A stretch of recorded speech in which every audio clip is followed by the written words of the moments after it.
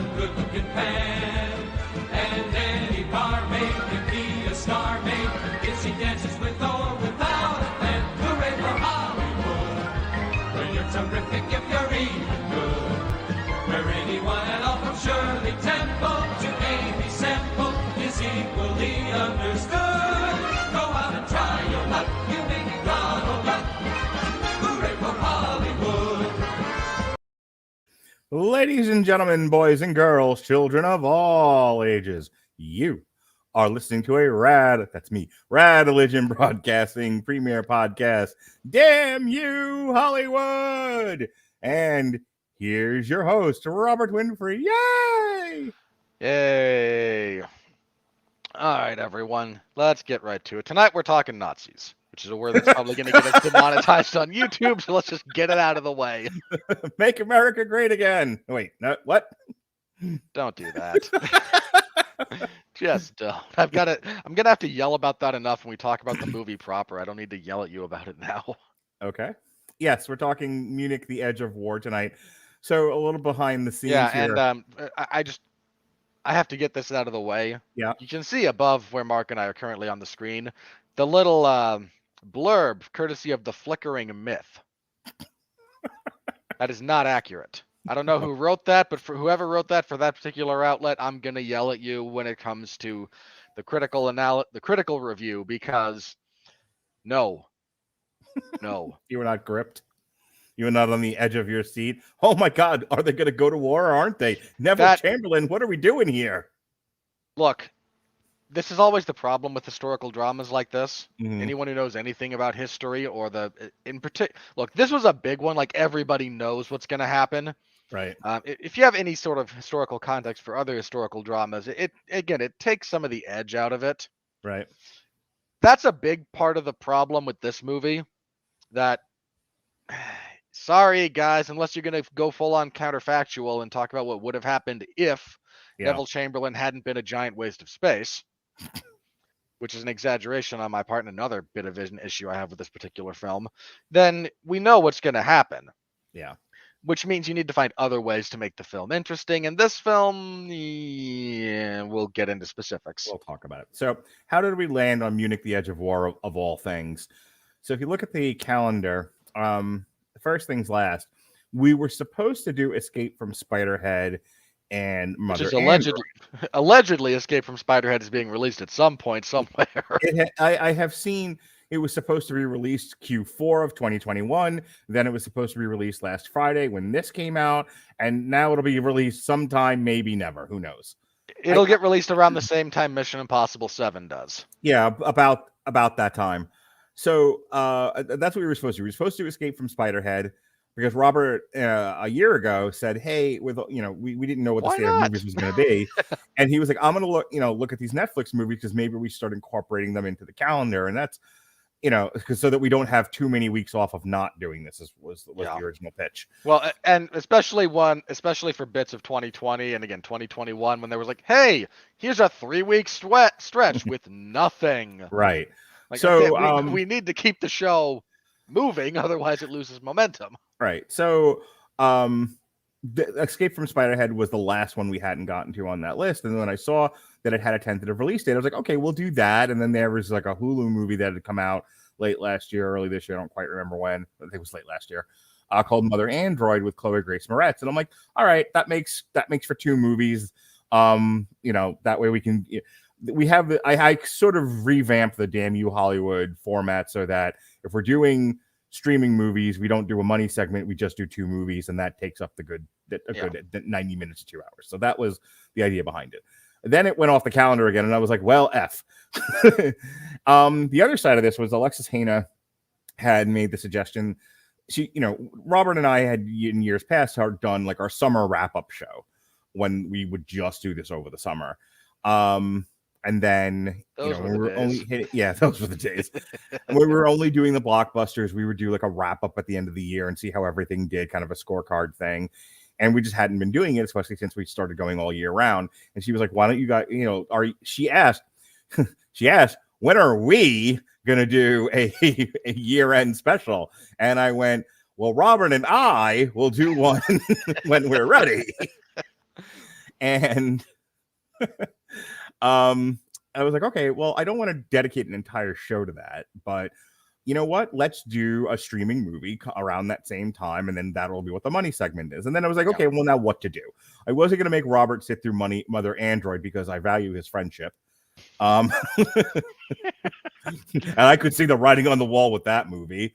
I thought about doing Encounter, but again, it didn't. Neither one of them got great reviews. There was look. Here's the again, kind of the long and the short of how we landed here for this movie. We looked at 5 or 6 different options that were, again, some of these were not immediately this last week they were released, but they're all fairly contemporary. Right. We just kind of went, all right, which is the least one likely to cause problems? which one will Robert hate the least? And I wanted to do something contemporaneous, and so our choices for the 21st of January were Munich. And then there was some stuff in the theaters, but those all bombed so bad they should be studied. So they weren't. It wasn't even worth talking about. And so basically, of all the options I had, this was the least worst. And I was like, okay, Munich: The Edge of War is something I might have talked about with Andrew if Andrew had been more available. I was like, so I'm interested in what this is, and I figured historical drama, Jeremy Irons. How could this possibly go wrong? And to be clear, after watching this, I sent Mark a message and said I did not care too much for this, and he went, and we both kind of went, well, we all put forth a good faith effort here. I believe my exact internal reaction was, I try so hard. Why can't I make you happy, Robert Winfree? Anyway, I mean, look, I'm not mad at you about it. Like, I didn't make the movie. This is just Look, it's not like I told you, hey, we're gonna do Red Rocket. So you want to do about this movie about this former porn actor who comes back to his small town, and at which point Robert changes all of his social media, and I never hear from him again. I do have some consideration for your feelings when we do these things. So anyway, so that's where we landed. That's why we were here. We're gonna talk briefly about Munich, and then really why we're here, the year-end review. So take it away. We'll talk a lot about 2021. Yeah. So, Munich, The Edge of War. It's about the peace conference that took place between, it was somewhat moderated by Benito Mussolini. It was ostensibly between Adolf Hitler of Germany, Neville Chamberlain of the Prime Minister for the British Empire at the time, and I believe the President of France was involved in there in some capacity. Dalio.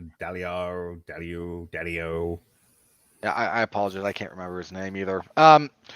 This is the somewhat famously, this is when Hitler had started making aggressive overtones towards his neighboring countries, in particular the Sudetenland, which is what's discussed here. I believe was somewhat called the Rhineland as well by Hitler, because that was what he wanted to just call it because he thought it was German land. There was a majority of people in this particular geographic area on the border of Czechoslovakia and Germany that were ethnic Germans. This had been part of the German Empire before the Treaty of Versailles that ended World War I.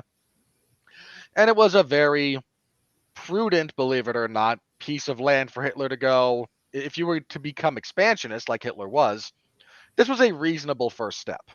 This was also a very common thing throughout Europe, that there was ethnic this, but territorial that. I'm actually a product of that. My last name Radulich is Croatian, but the part of Croatia where my family is from is most often been part of Italy. So if you asked my grandfather, Michael Radulich, are we Italian? He was like, absolutely. Knights of Columbus, Sons of Italy, lasagna, mozzarella. We're all very Italian here. It's like, that's a Croatian last name, and he would smack you and say, we're not Croatian, we're Italian. Yeah, that's a real thing. I mean, for you may not, people may not know this, but the German Empire was only founded like in it was either the early 1900s or the late 1800s. Like, the United States is technically older than Germany. Mm-hmm.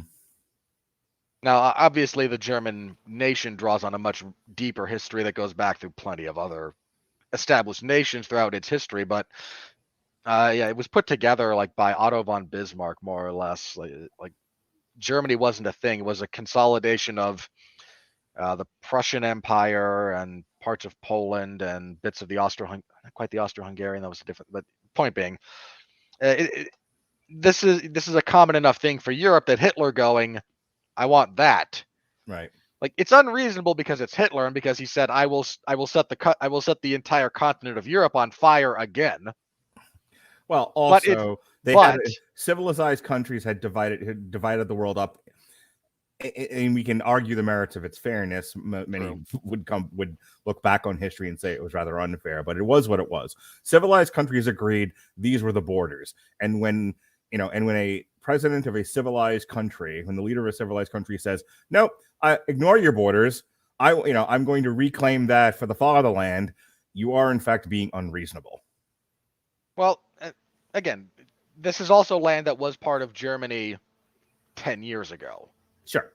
Like this again, is why I'm not arguing the merits of the Treaty of Versailles, which was look, even people at the time who read the Treaty of Versailles went, well, there's going to be another war. Did you ever read 1919? Read it? No. I did, and that was largely the consensus of that book. Was basically how they came to that agreement and the effect it was going to have on Germany. Everyone signing it was just like, we'll see in a few years when we start bombing each other again. Yeah, it was. A really interesting thing about that treaty is how Japan was treated, believe it or not. Japan was technically part of World War I. They pitched in very late on the winning side, but they did stuff in the Pacific that was meaningful in some respects to the war effort. And then at the Treaty of Versailles, were treated like the kids' table. It's part of the reason that the elements of the Japanese higher command were a little bit pissy with what would become the Allies in the Second World War, and it contributed to them throwing their lot in with Germany and Italy. That whole thing is a interesting discussion in and of itself. But what we're dealing with here is, again, it's this pseudo espionage take on this film. That's the book. Take on these events. Yeah. If you ever get a chance to read it, it's really amazing. I will look that up. But it was anyone who knew the history of Europe. Again, like, they looked at that treaty and went, "Yep." There's going to be, like, it was well known. Like, the fact that certain political entities staved it off for as long as they did is miraculous almost in its own right. But we're dealing with the dramatization of this particular peace grouping.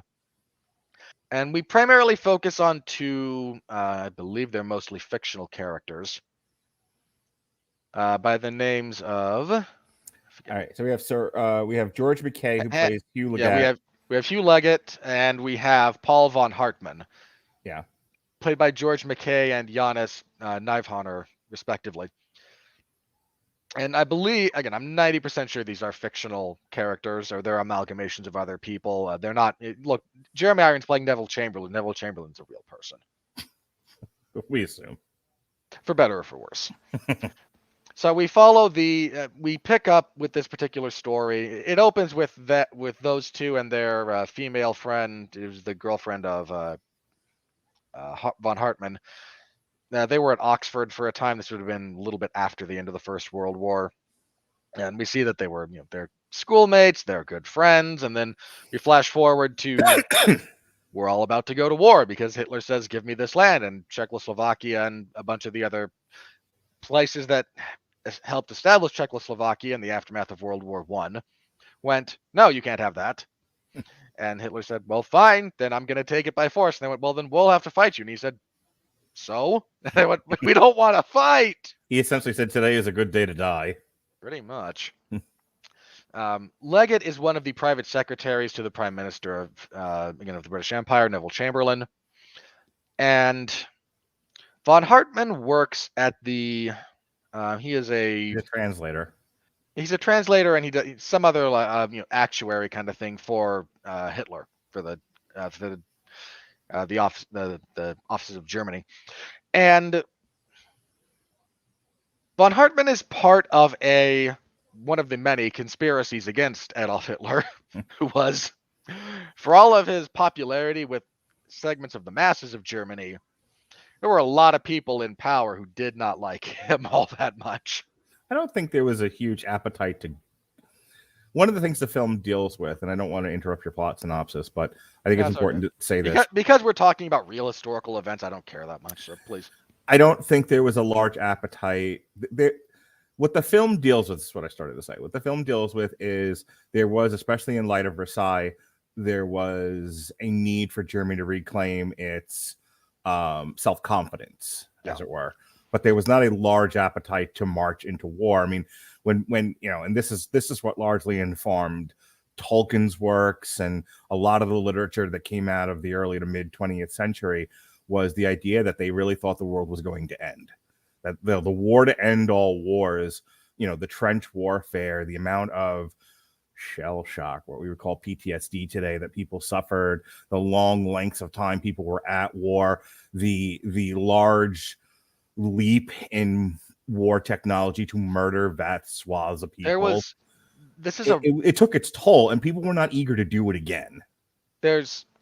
No, they really weren't. And if you're not familiar, I can recommend, it's a longer set of podcasts, but if you're not familiar with World War I, you want to know more about it, the Dan Carlin's Hardcore History podcast has I think it's a 5-part series that's called Blueprint for Armageddon, that is all about World War I. Mostly the European theater, but.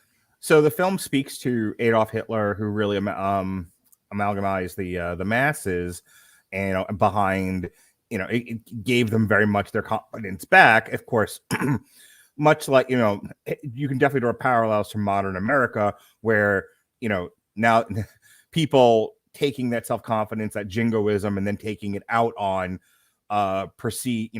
those that they perceived as slighting them in the country, and it creates a really nasty environment, and that is a large part of what's driving things. But the other big part of it, the bigger part of it, is, again, you have people in the military, you have people throughout the government that, you know, when Hitler was just saying, hey, it's all the Jews' fault, that's fine.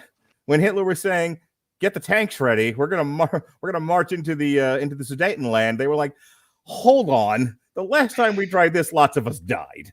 Maybe let's not do. It's fine to pick on the Jews. It's not okay to roll tanks into Czechoslovakia. And Hitler went, I don't see what the difference is. Pretty much. And I have to be very careful about what I'm about to say. Because for a very specific reason. Whenever you talk about this subject matter, everyone, this is a gripe I have with the movie, believe it or not. It's a very minor gripe. But whenever you wind up having these kinds of discussions, inevitably, nobody wants to, speaking the truth about this is difficult, because you wind up having to say somewhat positive things about one of history's great monsters. I feel like an educated person, a thoughtful person, can parse out the good parts of Hitler without dismissing the genocidal part of Hitler. Well, again, my big thing is just and we're not a big enough podcast network for this to be a thing, but I don't want there to be a misquote of me saying, you know, Adolf Hitler was a genius. Bearing in nobody That's clipped where that clip ends, by the way. Nobody clipped that. I mean, when in fact, in certain aspects, he was, if nothing else, he was a logistical genius. Look at what he organized. Like that kind of, you, Mark, have tried to organize a group of people, mostly on this, with the benefits of the internet and shared documentation and any number of ways to get a hold of us to tell us be here at this time with this material prepped, and you still feel like you're herding cats. True.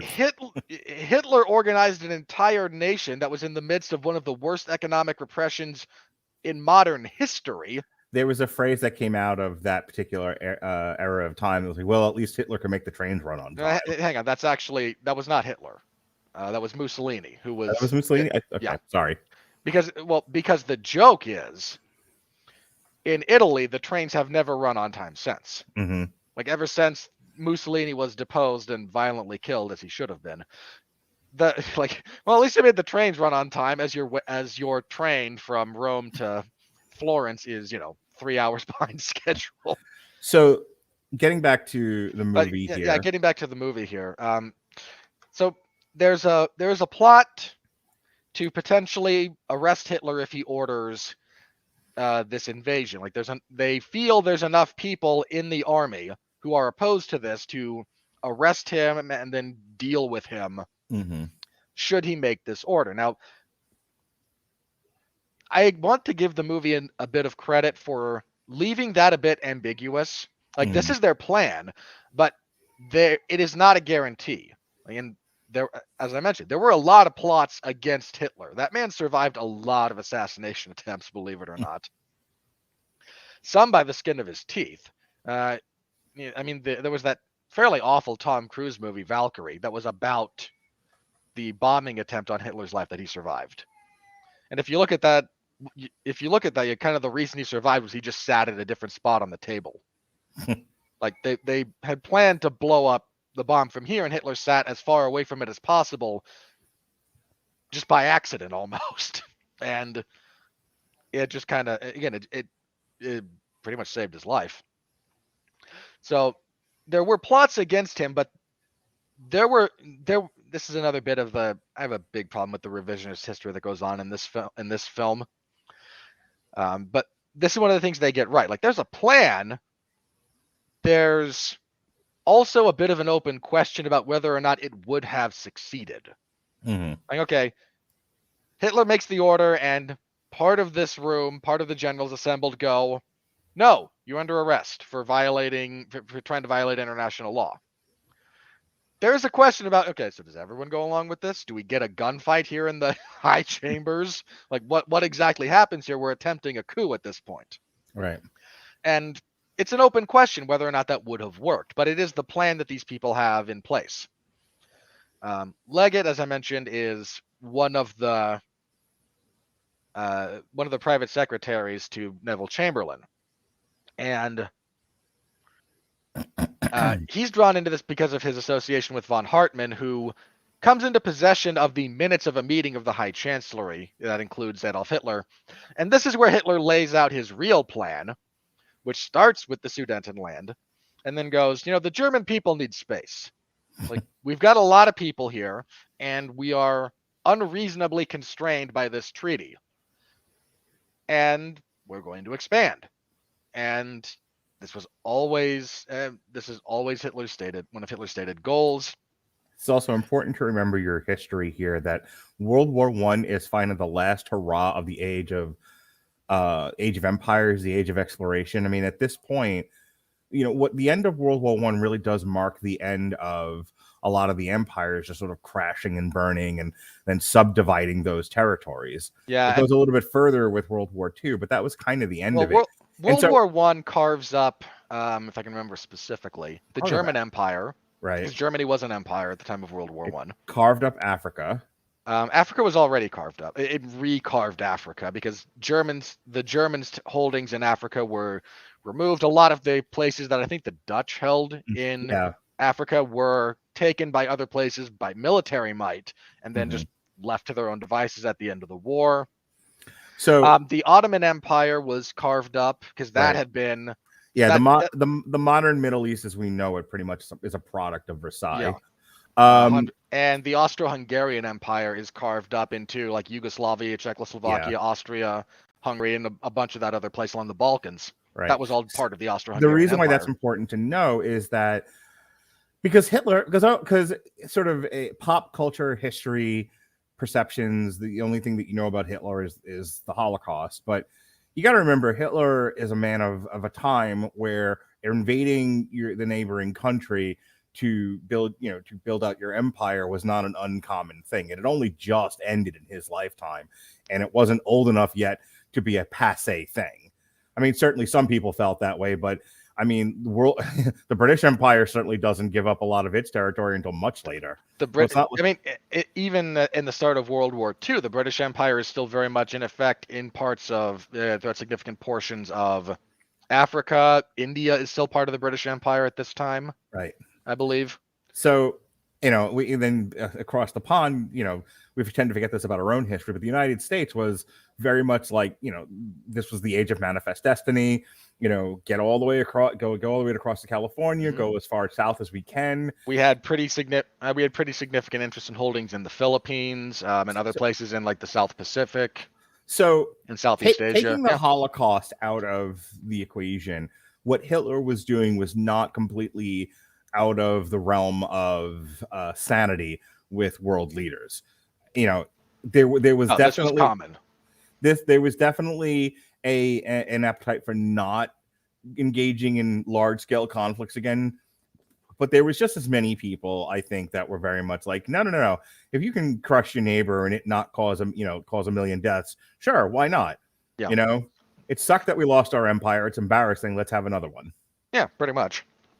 So anyway, so you have these two figures that are and sort of, you have one very reticent, very in Legat. You have a very reticent character who is in a very staid, very structured environment, and he does not want to make waves. And then there's the other guy who's all sense of urgency, and it's like, yeah, but if you don't do this, death. You don't understand. Like, again, the kind of the people opposing Hitler at this point in time are kind of looking at this like most of us do with hindsight.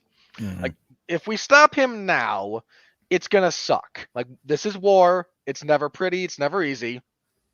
But if we stop him now, it sucks short. If you let him continue building up, and if you keep trying to appease him, which they did, and they did again after this particular peace conference. Like, they did this, they said, okay, you can have this, and then you get nothing else. And it was said, yeah, sure. This totally ends my expansionistic goals and territorial requirements. And then 6 months later, he's like, hey, give me that. And they went, right, all right, fine, you can have that. No one wants that anyway. And then he said, okay, give me Poland.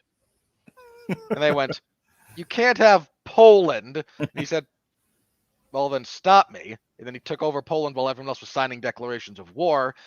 And right around then, he signs the non-aggression pact with Russia, and the Russians are like, yeah, I don't care what he does. When he doesn't attack us, we're fine. And considering when he does finally attack Russia, how that goes for Germany, it's an interesting, I don't want to get down this tangent. Could you imagine the world in which we just give him Europe, and now he has Europe outside of England, like he has continental Europe, and then he starts going the other way into Russia, and it all falls apart anyway? Here's the thing about that, and this is one of those things that I find kind of both interesting and frustrating. The two biggest counterfactuals that people play around with when it comes to alternate histories and whatnot, the two most famous ones are also the two that were the least. When I say the least likely, I mean darn near impossible. Mm-hmm. When you look at everything that went on, because the two everyone plays around with are: what if the South won the American Civil War, which they were never going to do, right? And what if Hitler won World War II, which he was never going to do. And when there's so many other interesting counterfactuals to play around with, those are the ones everyone focuses on. Hitler was always going to attack Russia. His stated goal is, I need land. There's not that much land west of Germany. I'm not saying none, I'm saying not much. Oh, there's France. You get France, and then if you get into the Iberian Peninsula, but he didn't want to mess with the Spaniards for whatever reason. But yeah, so you got France. You still need space, and here's the other thing Hitler needed, especially for his war effort. He needed oil. Where's the nearest reliable oil fields relative to Germany? Russia. It's in the Crimean Peninsula, yeah. So that's what, I mean, when he attacked Russia, that was his big push. Like, he had one force going for Moscow, because if I can mess with the government, maybe they'll fall, which is not how that would have worked. Russia is enormous. The Russian government could have picked up and moved back one city and went, all right, try again. Well, we've got this endless amount of space. But the other force went towards the Black Sea, where all the oil, Black or Caspian? Caspian's north, Black Sea, went towards the oil fields there, because that's what Hitler needed. He had this wonderful, I mean, there were so many tanks and other machinery in the German war machine that towards the end were abandoned, not because they broke down, because they couldn't fuel them. Hey, we're getting on a half an hour here. All right, so this is about that. So we have Jeremy Irons playing Neville Chamberlain, who doesn't want war at all. He is of the belief look, no one can predict the future. True. And Neville Chamberlain's, and this is one of the things I actually like about the drama of the movie. Please don't yell at me for liking the drama of it. Neville Chamberlain doesn't know. I mean, part of the plot of this thing is that he is outright told, you don't understand, you're being led astray. Hitler's going to attack no matter what you do, whether it's now or tomorrow. This is going to happen. Here's the proof. And Neville Chamberlain goes, it's not enough for me to act on. And I kind of saw his point. He also can't, he's not a mind reader, nor can he predict the future. And his whole thing is, we assume this leader of a civilized country, this educated leader of a civilized country will not give into madness and take the world into a giant deathly conflict. And Neville Chamberlain's whole point is, as long as I believe this man can be reasoned with, there's no reason for me not to try. And like, I get it. We look back on it now, like, how did you not see the writing on the wall? But that's with the benefit of hindsight. When you're in the thick of it and you're assuming you're dealing with rational people, which there was no reason to assume Hitler wasn't rational at the time. Well, there was no reason to assume Hitler was less rational than any other world leader. Which is I say that because it's an important distinction. Mm-hmm. There's a level of, at a bare minimum, insanity that has to go into leading a major world power. There's a bit of insanity that goes into leading a podcast with a dozen people. I get it. I mean, look, this is my litmus test for whether or not I take your political opinion seriously, believe it or not. And I would ask this of people if this discussion was going that way, to say, okay, fine, you don't like the president. Would do you want that job? Right. And anyone who says yes is not there. There's only two people who say yes to that question. Only two. One of them is, on the rare occasion you're talking with someone who is in a legitimate position to maybe mount a run for the office. And the other is idiots who don't think. All right. So if you fall into the latter category, I don't take your political opinion seriously. And so they meet, they go to Munich. This is where the big peace talks are. Hitler is all set to invade. And then Chamberlain prevails upon Mussolini to intervene on his behalf. Like, just get him to talk with us. We can do something that doesn't result in war. And Mussolini, who was one of the few people who had Hitler's ear historically, in fact, Hitler always considered Mussolini the superior fascist. Mussolini, in fact, came up with fascism as a political ideology. Mussolini intervenes and says, you can get what you want without war. Just come talk. You can be as unreasonable as you like in person with other diplomats. No one's reasonable here anyway. They all show up in Munich, and what's going on here is Leggett has been kind of roped into obtaining the document, the minutes of this meeting of the High Chancellery, from von Hartmann. And he does this.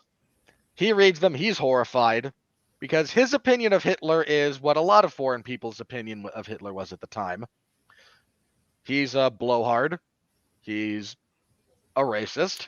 And in a lot of ways, and I don't, especially after you just said racist, and I don't really want to have the reason why this movie got made, other than it was adapted from a popular novel, was because of the parallels between Hitler and Donald Trump.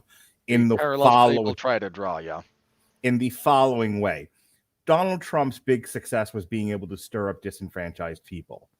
Hitler's big success was being able to stir up an entire country of disenfranchised Germans. And so what the movie is trying to do is do a sort of, without pointing to it directly, it's not like they show you pictures of Trump or anything, but the movie is definitely, the narrative point of view is, this is what happens when we elect these charismatic blowhards. They're more dangerous than we think they are. I think that there's a tendency to sort of dismiss them as blowhards, as idiots, as as reality TV show hosts. But the reality is that they can be insidious. They can be a vehicle for other bad intentioned political machinery to come into place, and then they're not really the problem. The fact that they could open the door is. And so again, but you don't know any of this at the time. No, unless this is one of the things, like unless you're kind of inside Germany and not just a German citizen, but you're like part of you have to be like a government official to really understand at this point exactly what's going on with Hitler. Right. Otherwise, you don't like the direction your country's going. Like there's people who are dissatisfied with Hitler's leadership, but I've been dissatisfied with pretty much every president in my lifetime. That doesn't mean they're planning the types of things Hitler was planning. You also have to look at the collective trauma that those people suffered in the wake of Versailles and everything that came after it. I mean, what people might not realize about Versailles is how much it crippled Germany in the sense of like they couldn't even mount a military. It had to be police. Yep. They took on the financial brunt of the war, which crippled that economy. Bearing in mind, Germany had allies for that particular. They were allied with the Austro-Hungarian Empire. They were allied with the Ottoman Empire. World War I is a complicated war in many respects, in part because it came about out of the era of the diplomacy of a man I mentioned earlier, Otto von Bismarck. There are college classes taught about Bismarckian diplomacy because that man arranged treaties and agreements and whatnot in these unsustainably complicated ways. Like only he could run that machine. I sympathize. To a degree, yes. and when it fell apart, in the aftermath of the war, the Austro-Hungarian Empire didn't exist anymore. The Ottoman Empire didn't exist anymore. So who's gonna, as part of what we do at the end of war at that period of time, who's going to pay the reparations? Well, all we've got left is Germany. Who's going to give up the most territory? Well, a bunch of these other places no longer exist. Germany. Who are we going? It's almost impossible, I think, for the contemporary human, especially first. So even if you can really understand what it means, even if you can logically parse out why Versailles ended the way that it did, and to kind of explain it to like a parent talking to a child. Here's why we're doing what we're doing. It's not that we're being unfair. It's that these are the issues we're dealing with, and these are the only way that we can deal with them. You still then, have people, they're never going to hear that. They're just going to be like, we lost, we were put upon, and we want revenge. There's a lot of that sentiment. And it doesn't help the case when Hitler's making valid points. Mm-hmm. Like this is one of those things that I'm not going to go through the whole quote. I can't remember it, but there's a fairly famous quote from Hitler that he wrote in the aftermath of the Treaty of Versailles being signed. That basically predicted, you are stripping a proud people of everything that they've had. And the army of Germany at the start of the First World War is one of the greatest. You can see pictures of it and whatnot, and there's newsreel footage. It's a great army, like just by any reasonable understanding of what it means to be a great army. You are stripping these people of everything. Yep. And then expecting them to not retaliate. Yeah. And it's so funny because how do you not look at what's going on in the world now and see just the circular pattern of history that when people become disenfranchised en masse, one, they seek a scapegoat. Two, they seek to reclaim what they feel has been rightfully stolen from them. The point. So getting through the rest of this plot, he obviously signs the Treaty of Munich. They stave off the war for a whole year. At the time, Neville Chamberlain is seen as a hero as he avoided war when he comes home. But then a year later, when Hitler invades the Sudetenland anyway, hang on, a year later he invades Poland. Yeah, the treaty. This treaty gives him that land. Yes, I misspoke. Sorry. But yeah, when he kicks off World War II. Mm-hmm. Here we go. And everyone looks at Neville Chamberlain and went, "You idiot." Sure. And that's the movie. But the movie centers, and I'm just gonna get right into the craft review. The movie centers around really the relationship between von Hartmann and Legat. Legat is very much trying to not get fired, essentially. And he's, and it's so funny because so many films have dealt with the lack of the perceived lack of urgency in British government. I've joked about this in the past about how when I worked at a community mental health center, we were having trouble getting enough people to pay their copays and keep the lights on. And, a lot of conversations were revolving around like, how are we going to get more patients? How are we going to get more people to pay? And there was another person who was concerned with what color the carpet should be in our conference room. Yeah, one of these things is of immediate concern. And there's valid or invalid, perceived or actual, this idea that that's kind of how the British government was, is they tended to not have a sense of urgency and sort of think they had all the time in the world to deal with these things. And then there's people going, no, the world is ending. The sky is falling. The world is ending. Everything's on fire. You need to act. Meanwhile, at Buckingham Palace, there's a discussion about how the proper way to fold napkins. Yeah, and they're concerned with what color the carpet should be in the conference room.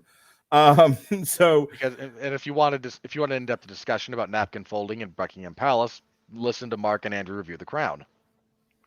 Anyway, so a lot of this movie is Von Hartmann, who is very much what Robert was talking about. He's coming from this place of, hey, we were stripped of our dignity, we were stripped of our pride, and we were literally stripped of our land and our finances, and we want it back. Again, and then just those of you, very briefly, for those of you who don't know, in the 1920s, the German economy was so bad, the money that they were printing, I believe they were Deutschmarks at the time, literally not worth the money it was printed on. Like, it was that bad. It's some of the worst it's like the inflation, worst case of runaway inflation in the history of civilization. Certainly, since the start of the 20th century, it was ridiculous. Like, it was. There's pictures of people using bundles of cash, like children using them to build with. They're that useless. They're that worthless. So the drama of Munich, the Edge of War, is first, like, you were told the story of the Treaty of Munich through the friendship of these two people and this girl. And so here's what happens in a very, very brief nutshell. They're friends. Hitler happens. It's like, hey, Hitler is making Germany great again. We like Hitler. Oh, wait, Jews are being beaten in the street and the love of my life was thrown into a wall and paralyzed. Maybe this isn't such a great idea. Meanwhile, it's like, if we just pacify Hitler, it'll be fine. If we just pacify Hitler, it'll be fine. If we just pacify Hitler, it'll be fine. Well, and these two entities, as personified by these two individuals, are in conflict with one another. And at the end of the day, this is all laid before Neville Chamberlain, who's like, surely he isn't a madman who wants to usher us into another world war. Surely I'm doing the right thing in negotiating peace here by giving away this land, which is disputably, theirs, not theirs. And it's so the Munich, the Edge of War is a tragedy because while there's the immediate victory of the signing of averting war, it only delayed what we would now know to be the inevitable. Here's what I like about this movie. One, I thought Jeremy Irons, Jeremy Irons is a good actor. Duh. I thought Jeremy Irons did a very good job of playing Neville Chamberlain. The key to that role is to be able to express the things that I'm talking about through performance, not just in dialogue reading, but the agony of, I understand what you're saying, that there's a war plan you're laying out in front of me, but I have to try, despite that, to negotiate peace. I have to assume I'm dealing with reasonable parties. And Jeremy Irons practically contorts himself. Just to kind of give you a comparison, though, if you watch Jeremy Irons' body performance, you can see that he's really agonizing with a lot of these ideas. This is as opposed to Kang in Loki, who's, I don't know what he's doing in that final scene, but it's the same kind of thing where you're trying to act through the subtext of the script with your body, and the guy playing Kang and Loki failed at it miserably, but Jeremy Irons nails it. watch them both. Watch the finale to Loki and watch Munich, The Edge of War. Get a side-by-side comparison of what acting with your body is like when you're trying to deal in subtext. I liked the fact that, like, for me, the star of this thing, even though Jeremy Irons is your big lead and he's Neville Chamberlain and he's at the top of the cast list, I liked, and your sympathy character is George McKay's character of Leggett. The character I liked and the character I was following, the one that seemingly had an arc, was Paul, the guy that plays Paul von Hartmann. You can, there's a lot of intensity in his performance, which I really, really liked, as he's trying to, I sympathize with this because I've had those arguments. I've had those arguments with Robert. I've had those arguments with a lot of my friends where it starts out social enough, but you get pressed into a corner with how you believe and what you feel, and then you just lash out. And this utter frustration of, you people just don't get it. You don't know what I'm dealing with. You don't know what this country is dealing with. And that you won't listen to reason is utterly mind-boggling. And it just, and it makes you hate your friends after a while, because you're like, why don't you get this? And then to realize, to have that moment of self-reflection when you realize, oh no, I was taken in by a monster and a con artist, and my friend, my love, was hurt in the process, and how that changed him. And now it's that same level of intensity, but it's that sense of urgency of, if we don't stop this now, we're all going to die. It's the end of the world, and no one's listening to him. And I thought, the actor's name, you said it before, I don't want to mispronounce it, but I thought he did an excellent job of keeping up that level of dramatic tension and sense of urgency. The guy playing George McKay, the guy who plays Leggett, he plays befuddled really, really. I haven't seen befuddled portrayed this well since Harrison Ford in Clear and Present Danger. Doggy. No. That's not the best befuddled. Patriot Games, maybe. Not even Harrison Ford gives the best befuddled. Okay. Look, the best befuddled of all time comes from Hugh Grant. In what movie, or just in general? In general. Okay. Well, he doesn't seem as befuddled in 4 Weddings and a Funeral, but pretty much. Look, any of the crappy romantic comedies starring Hugh Grant. That's his whole thing. That's his whole thing, is him being charmingly befuddled. Well, I centered on Harrison. Harrison Ford's always like my in Clear and Present Danger and Patriot Games is always like, I talked about this on The Long Road to Ruin, if you can hear it. I talked about this at the time, where it's just, he just has this perpetual look of, I have no idea what's going on. Where are my pants? And you're like the lead of a spy espionage action film, and you have no clue what's happening around you. It's really funny. But yeah, George McKay is probably the least enjoyable. Like, I think that's what they were going for, so I can't necessarily blame him. But I'm not gonna blame the actor entirely, but boy, is that a limp noodle character. Yeah, and I think that's my issue. Nothing. Like, Jeremy Irons is just wrestling with the weight of the world and losing.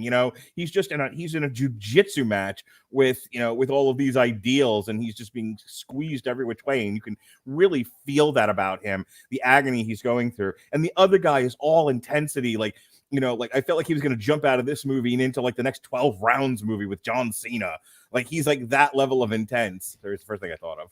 I don't know why, when talking about intensity, that was what came to your mind. More of his body shape. He looked very muscular in the torso, despite the fact that he's in like all these big suits, and this is not that kind of movie. In any case, but it might have been him in like one of the beer garden scenes. But yeah, like that conversation in the beer garden was fantastic. Like that first conversation where the girl is talking about like going to a protest against the Nazis, and he's like, "Fuck both you guys, I can't even deal." I love that scene. It's so good. And then later on, when they're back in the bar and he's trying to explain like, this was all bad. I made a wrong turn here. Now we're in a terrible place, and I need you to help before it all goes to hell. Those are great scenes. So, if you do like an anatomy of a scene, of the expressed dialogue and everything, I think those are very gripping. This was very much like had like a stage play aesthetic for me. In any case, yeah. But to go back to George McKay, like that character, he's like the Eddie Izzard joke about British drama. Where it's like every line delivery is I don't, but maybe I guess I better go. um, Or but what was the Family Guy joke about British porn? right. So, should we have a shag then? No, I think not. Very well then. But if there was anything I didn't necessarily love about it, it's kind of what you're alluding to, and I'm gonna sort of secede the floor because I don't have a whole lot to say beyond that. Is if you know how the movie ends, you know you know what this leads to. This leads to World War II. That's history. The key in telling a story like this is being able to get there despite the fact you know how it's going to end. And I don't think the movie sticks the landing where that's concerned. No. I think in terms of pure drama and performance, the movie succeeds very well. In terms of a dynamic and gripping narrative, I don't think the movie hits the mark at all. No, there's several problems with this film. One, let's get this out of the way. It's too long. This movie does not earn its runtime in that particular respect. It lost me at several places. There's a bunch of scenes that just you could have trimmed. Mm-hmm. I'm not saying there's any that need to be cut entirely, but there's some lingering shots. We spend entirely too long on certain acts of espionage that just, follow me but don't be seen. So we get like 5 minutes of this nonsense before we wind up in the end point when we get to them in the beer hall together is fine. That's a great scene. Mm-hmm. Getting there's a giant pain in the butt. It's a travelogue through the city of Munich. Yeah, and there's a lot of that, and it's we see Paul stash when he gets into this entourage of Hitler's to go to this peace conference. We see him try to hide a gun and the document he's smuggling out away from inspectors and whatnot. Okay, that's a good scene. Then he wakes up and goes to check on it, and we have to go through this again. And there's a bunch of furtive glances with that SS guy that's kind of stalking him. The guy's been assigned to double check on him. And it's not a well paced out film in that respect. Some of it is fine. They were going for dramatic tension in a kind of a silky spy movie kind of way. And it's like a spy movie as told by a librarian.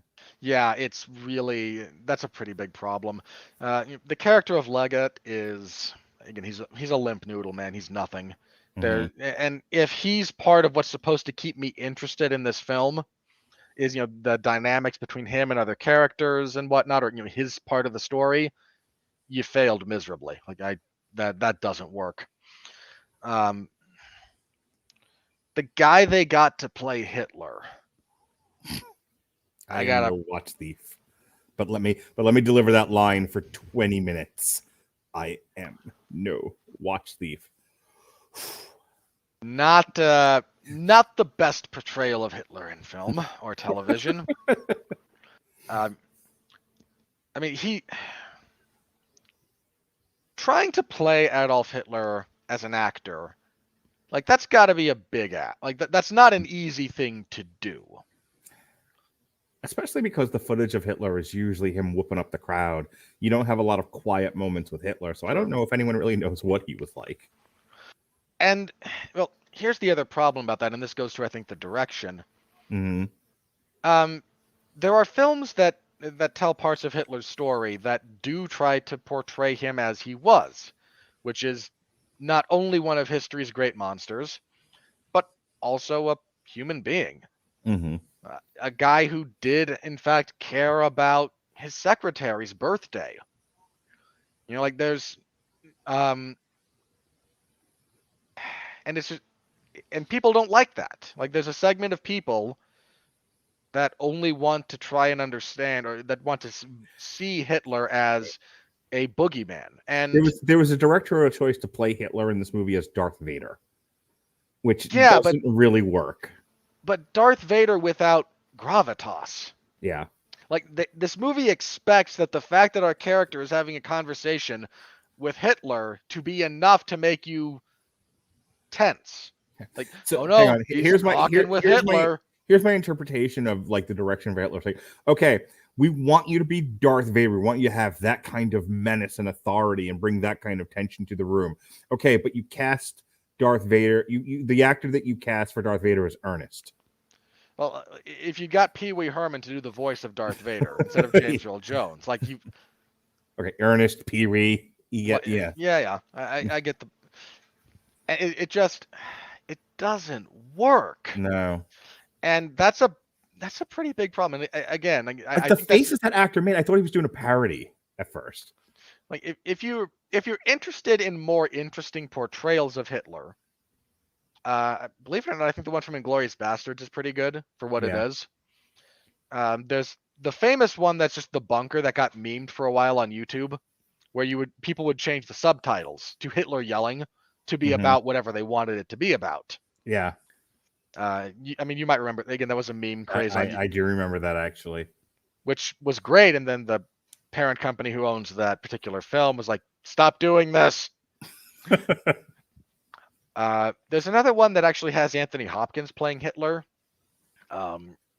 which is quite good. But if you're kind of in a catch-22 here in some respects, you can't tell this story without putting Hitler on screen, right? Like, you cannot write this movie and have Hitler never appear. You could. That's a very distinctive dramatic choice. Hang on, again, but you can't do that. He is too important to this story to never see on screen. So you have to have him there in some capacity. Unfortunately, the capacity you chose is one that is devoid of anything remotely threatening, menacing, or compelling. And if you're trying to get but you expect it's the dissonance, I think, that kills me. If you're trying to get across how could Neville Chamberlain, this lifelong politician, be suckered in by Hitler, well, if we present him in this way, doesn't it become more apparent that he could be, if he's presented in this, almost ineffectual capacity, doesn't that make more sense that everyone kind of brushed him off?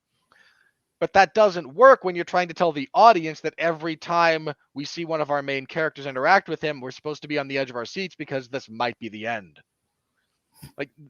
And that dissonance in the writing, I think, is a big problem for what goes on here. And again, it's capped off by a fairly anemic portrayal of whatever else you want to say about Hitler, a profoundly important figure in world history, but also a profoundly important figure in this story that you're telling. And you did none of that justice. Last thing. So again, I don't take too many issues with the direction for the most part. Again, there's issues I have with some of the ways the actors were directed, but the cinematography is all fine. Everything that they fought, there's some nice shots. There's some really good scenes. It's hit and miss. But what kills me about this is a bit of the revisionist history that goes into the character of Neville Chamberlain. And it's 90% good. And then we get to the end. And one of the final title cards is, because of this 1-year delay, Britain and her allies were able to defeat the Germans in World War II. And I wanted to put my head through my monitor. Like, no. Correct me if I'm wrong, and I'm sure you will. But if the Japanese don't bomb Pearl Harbor, hasn't it been said that Britain loses the war? That's an interesting discussion. Because it's essentially like at best they had fought to a stalemate. At worst, they were on the verge of not having enough resources to defend themselves against whatever forces Hitler had left. That what saves Europe, and I don't mean this in like, aren't we great? What saves Europe is essentially an influx of soldiers from the U.S. In a lot of respects, yes. The flip side of that is Hitler, an attempted invasion of the British Isles by Hitler was always going to be an incredibly difficult undertaking. It's why they got bombed so heavily. Of course, then by the end of that, the British Air Force actually stages is able to fight off the German Air Force in a couple of key engagements that kind of derail things. So they were more at a standstill than they were under as imminent threat as they were at different points. Hitler's already attacked Russia by that point in time because he has to, more or less. Well, that's the other part of it is they would have never have conquered Russia. Yeah, that was never going to work out. Right.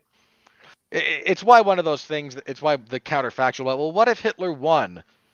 The only way Germany wins World War II is if Hitler is not Hitler. At which point everything changes. Well, hang on. To make it very plain, conquering continental Europe was absolutely doable for Hitler, especially if the United States doesn't enter the war. If the United States is neutral, if Pearl Harbor doesn't happen, the United States is never kicked out of the Pacific. There's no engagement at all. They just sort of come to a truce with Japan, or Japan just settles for conquering China and leaves it at that. And so the United States plays neutral, continues to sell weapons to both sides, technology, etc., to both sides, etc. We're out of the war.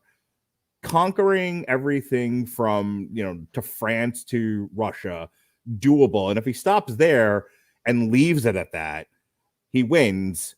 We move on to the next part of history. We move on to an interesting Cold War after that.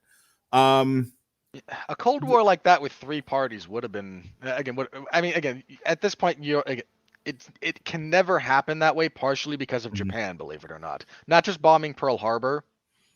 Japan had already been engaged. The United States had a pretty significant force spread across the South Pacific and into Southeast Asia. In the equation that I'm devising, they share the Pacific, and Japan focuses its efforts on China instead of focusing on knocking it out of the Pacific. Yeah. Again, you would need different people in charge of Japan because Japan had a specific setup that they wanted to achieve for the Japanese Empire. Sure. That included chunks of Australia and the Philippines and New Guinea, because that's where a lot of oil was, and Japan was oil starved because there's not a lot of oil on the islands of Japan. And a decision change here or there in World War II is imminently winnable by the Axis powers. No one gave a crap about Africa, so that was Italy's for the taking. If Germany leaves Russia the hell alone, Russia doesn't engage at all, and then again, if the Japanese don't engage us, we don't re-engage Europe. We don't engage Europe. The issue you run into at that point stems entirely from England and and Germany having to deal with England, because England was going to support France, and the German war effort was not sustainable from Germany, from half of Poland to Spain. Like there were resources, particularly the big one's oil. They needed oil. And the only way they were going to get it was by attacking the Soviet Union. So it's one of those things that was always going to happen. Unless the only way you don't get World War II as we know it is if you don't have Hitler. And if you don't have Hitler, the war is still inevitable, more or less, but absent Hitler, everything's different because you don't have Hitler there doing some of the things that Hitler did. Your point. My point. Neville Chamberlain getting a meaningless signing of a affirmation of peace from Adolf Hitler was not in any way, shape, form, or fashion a win. The extra year that was gained was not the reason that Britain and her allies beat back the Nazi hordes. No, it wasn't. And that I object to. The characterization of Neville Chamberlain as having won. No.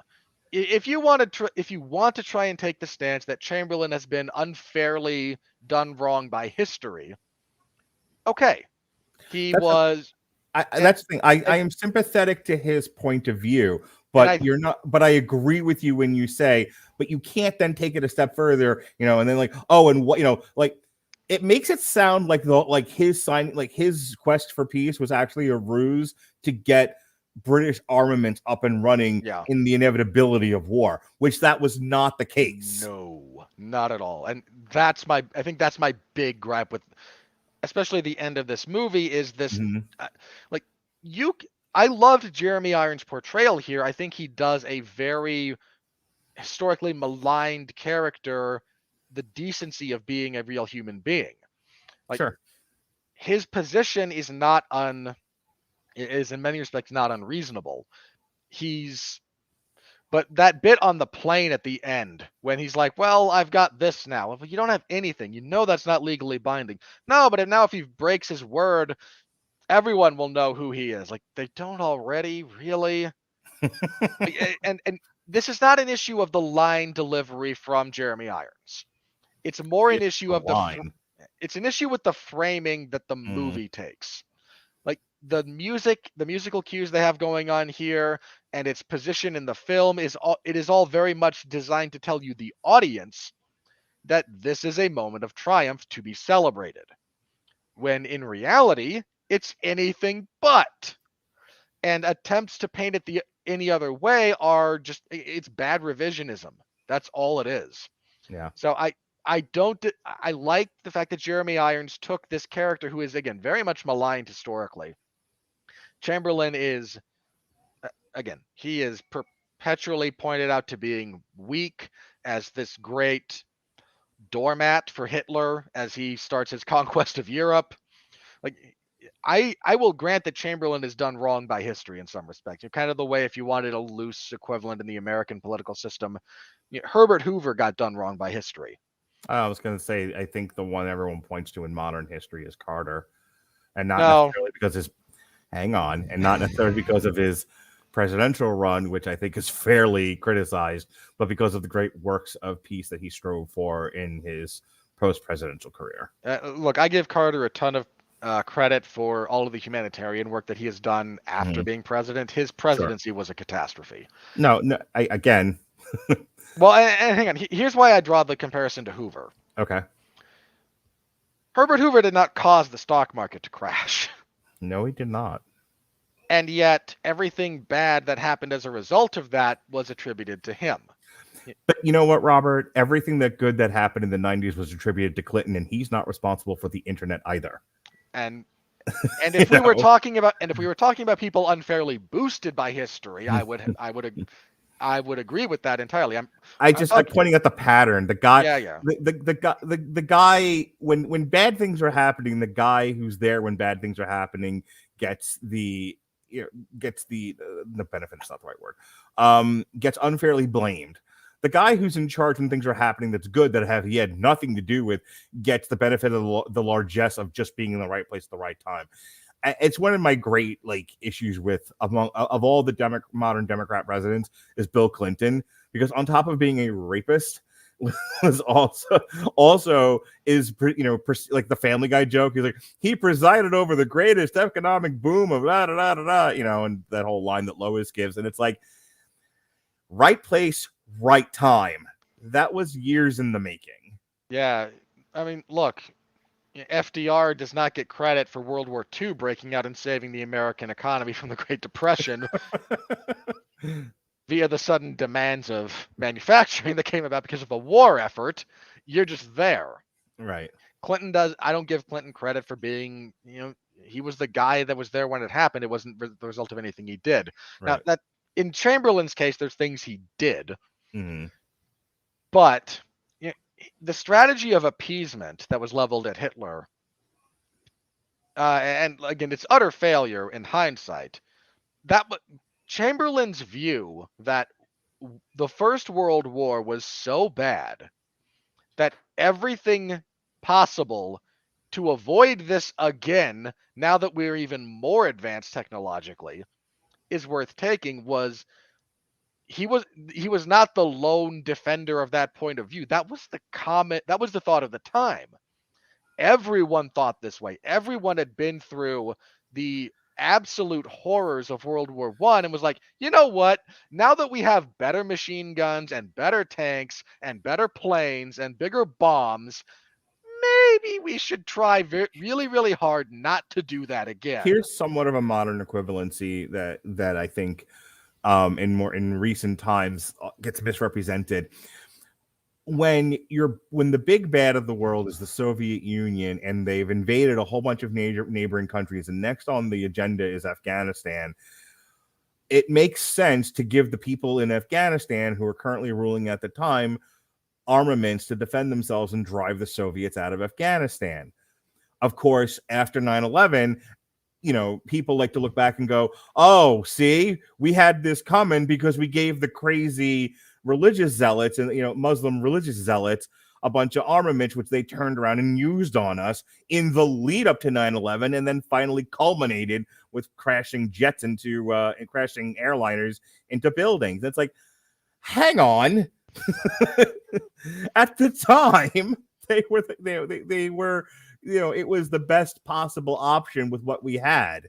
Well, and sorry they weren't, like big fans of America, apple pie, and porn living in Afghanistan, ready to fight the Soviets. The real failure, as far as that goes, was not arming the Mujahideen. It was the utter lack of follow-up that we had after they drove out. Like we were in a prime position. There's a cottage industry of books that say we were dumb to do it in the first place, just like there's a cottage industry of books that say Neville Chamberlain was dumb to appease Hitler. You don't know that without the benefit of hindsight. Yeah, there's a bunch of stuff. There's a bunch of dominoes that are only dominoes when you look at after they've toppled, right? And that's kind of so. My point about Chamberlain here, long and the short of this is, I'm okay with you saying this is a guy who has been unfairly maligned by history, because I think that's probably true, all things considered. I'm less okay when you decide to push the pendulum further and go, but the Munich Peace Conference was actually a victory because that year was critical in allowing us to then get our asses kicked for 3.5 years all over Europe. Like, no. Yeah. No. It was a really stupid decision on the part of the filmmakers here because, just say a year later, this all fell apart, and you don't need to get into why Europe was struggling or what made Europe win. And like that bit of it is like to almost write America's part of World War II out of the equation. It's almost kind of insulting now that I say it out loud on the part of the filmmakers. Just that you don't even recognize that. Like, you think this is what did it and not, D-Day? The hell? All right, anything else, Robert? If not, we really need to move on. No, that's my biggest gripe. Like the quasi-revisionism that goes into the finale of this film is baffling, ahistorical nonsense. And part of me does wonder how much of it is kind of this undercurrent of needing thought to diminish every good thing America has done for the past. No, not even years. That. Like, I think it's more specifically trying to shit on Winston Churchill, which has become a thing that people do. Get your politics out of my movie, Robert Winfree. That's an observation. Like, there were people who objected to Gary Oldman winning Best Actor for playing Winston Churchill because how dare he play someone who in the who grew up in the early 20th century hold antiquated racial views. Not kidding, that's a thing. I'm sure people are idiots. Our dumb culture. And with that, you ain't kidding. You brought up the musical cues, Robert Winfree. You did. You did. You brought up the musical cues. I did. Started around 1 hour, 13 minutes, and 30 seconds. And I think, and I'll tell you, I think that was the thing that was missing from this is they should have played like Rage Against the Machine. No. When Neville Chamberlain walks in the room and he was like, and I'll tell you what needs to happen here, Hitler. You just hear Bomb Track by Rage Against the Machine in the background. And it's just another bomb track. Oh. I mean, really what we needed was Bulls on Parade to be playing as everyone drove up to the peace conference. Yes. Just everyone just jumping out, all these British and, Germans, and they're all just going Wu-Tang Clan. Anyway, no. all of the... you have now jumped from...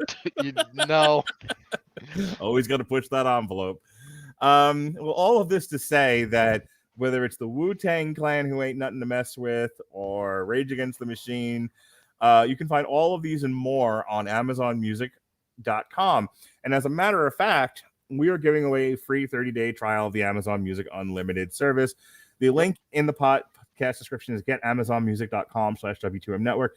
Again, it's getamazonmusic.com/W2M Network to have your free 30-day trial. If you like it, you keep it. You pay the monthly fee. It's comparable to Spotify or Apple Music. If you don't, you can cancel at any time. No fuss, no muss, no contracts, no pains in the butt. Who doesn't like free? Everyone likes free. Freedom. Darn right. Freedom. In fact, you can listen to us on that particular service because the Apple Music area does, in fact, have a podcast subsection, and we're on it. We certainly are, Ollie. And you can link it to all your home devices. You can say, "Hey, I'm gonna do that." You can't say Alexa because yours will turn on. Correct. Or computer, because that'll make the other one go off. But you can link them to your household devices so that they'll play when you give them voice commands. And with that, here comes the money. We're in the money. We're in the money.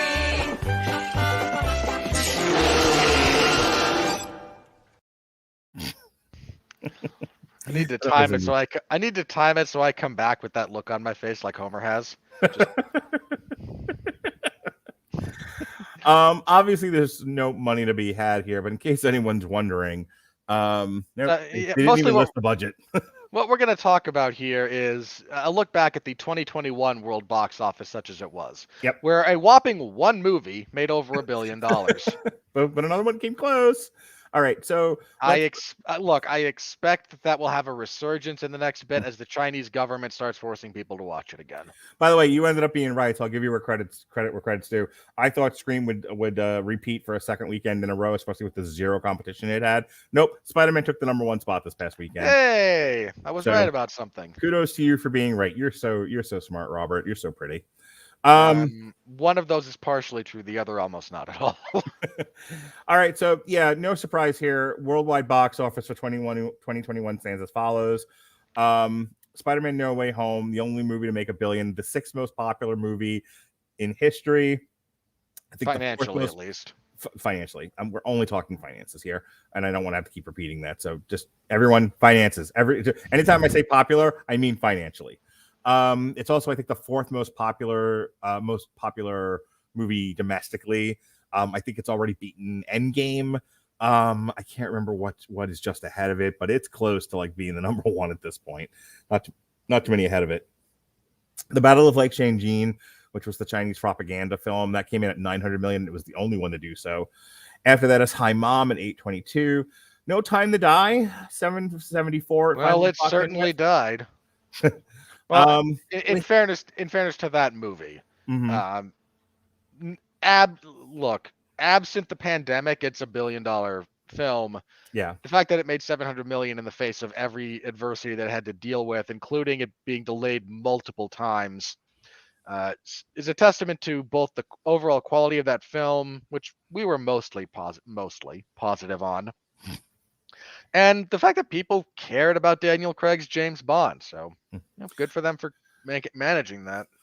Next up was F9 from Universal, and it was the most successful movie of the year by a long stretch at 726. Which I don't mind calling that a financial failure at less than $1 billion because you knew, like, that movie didn't just have a giant budget. It did.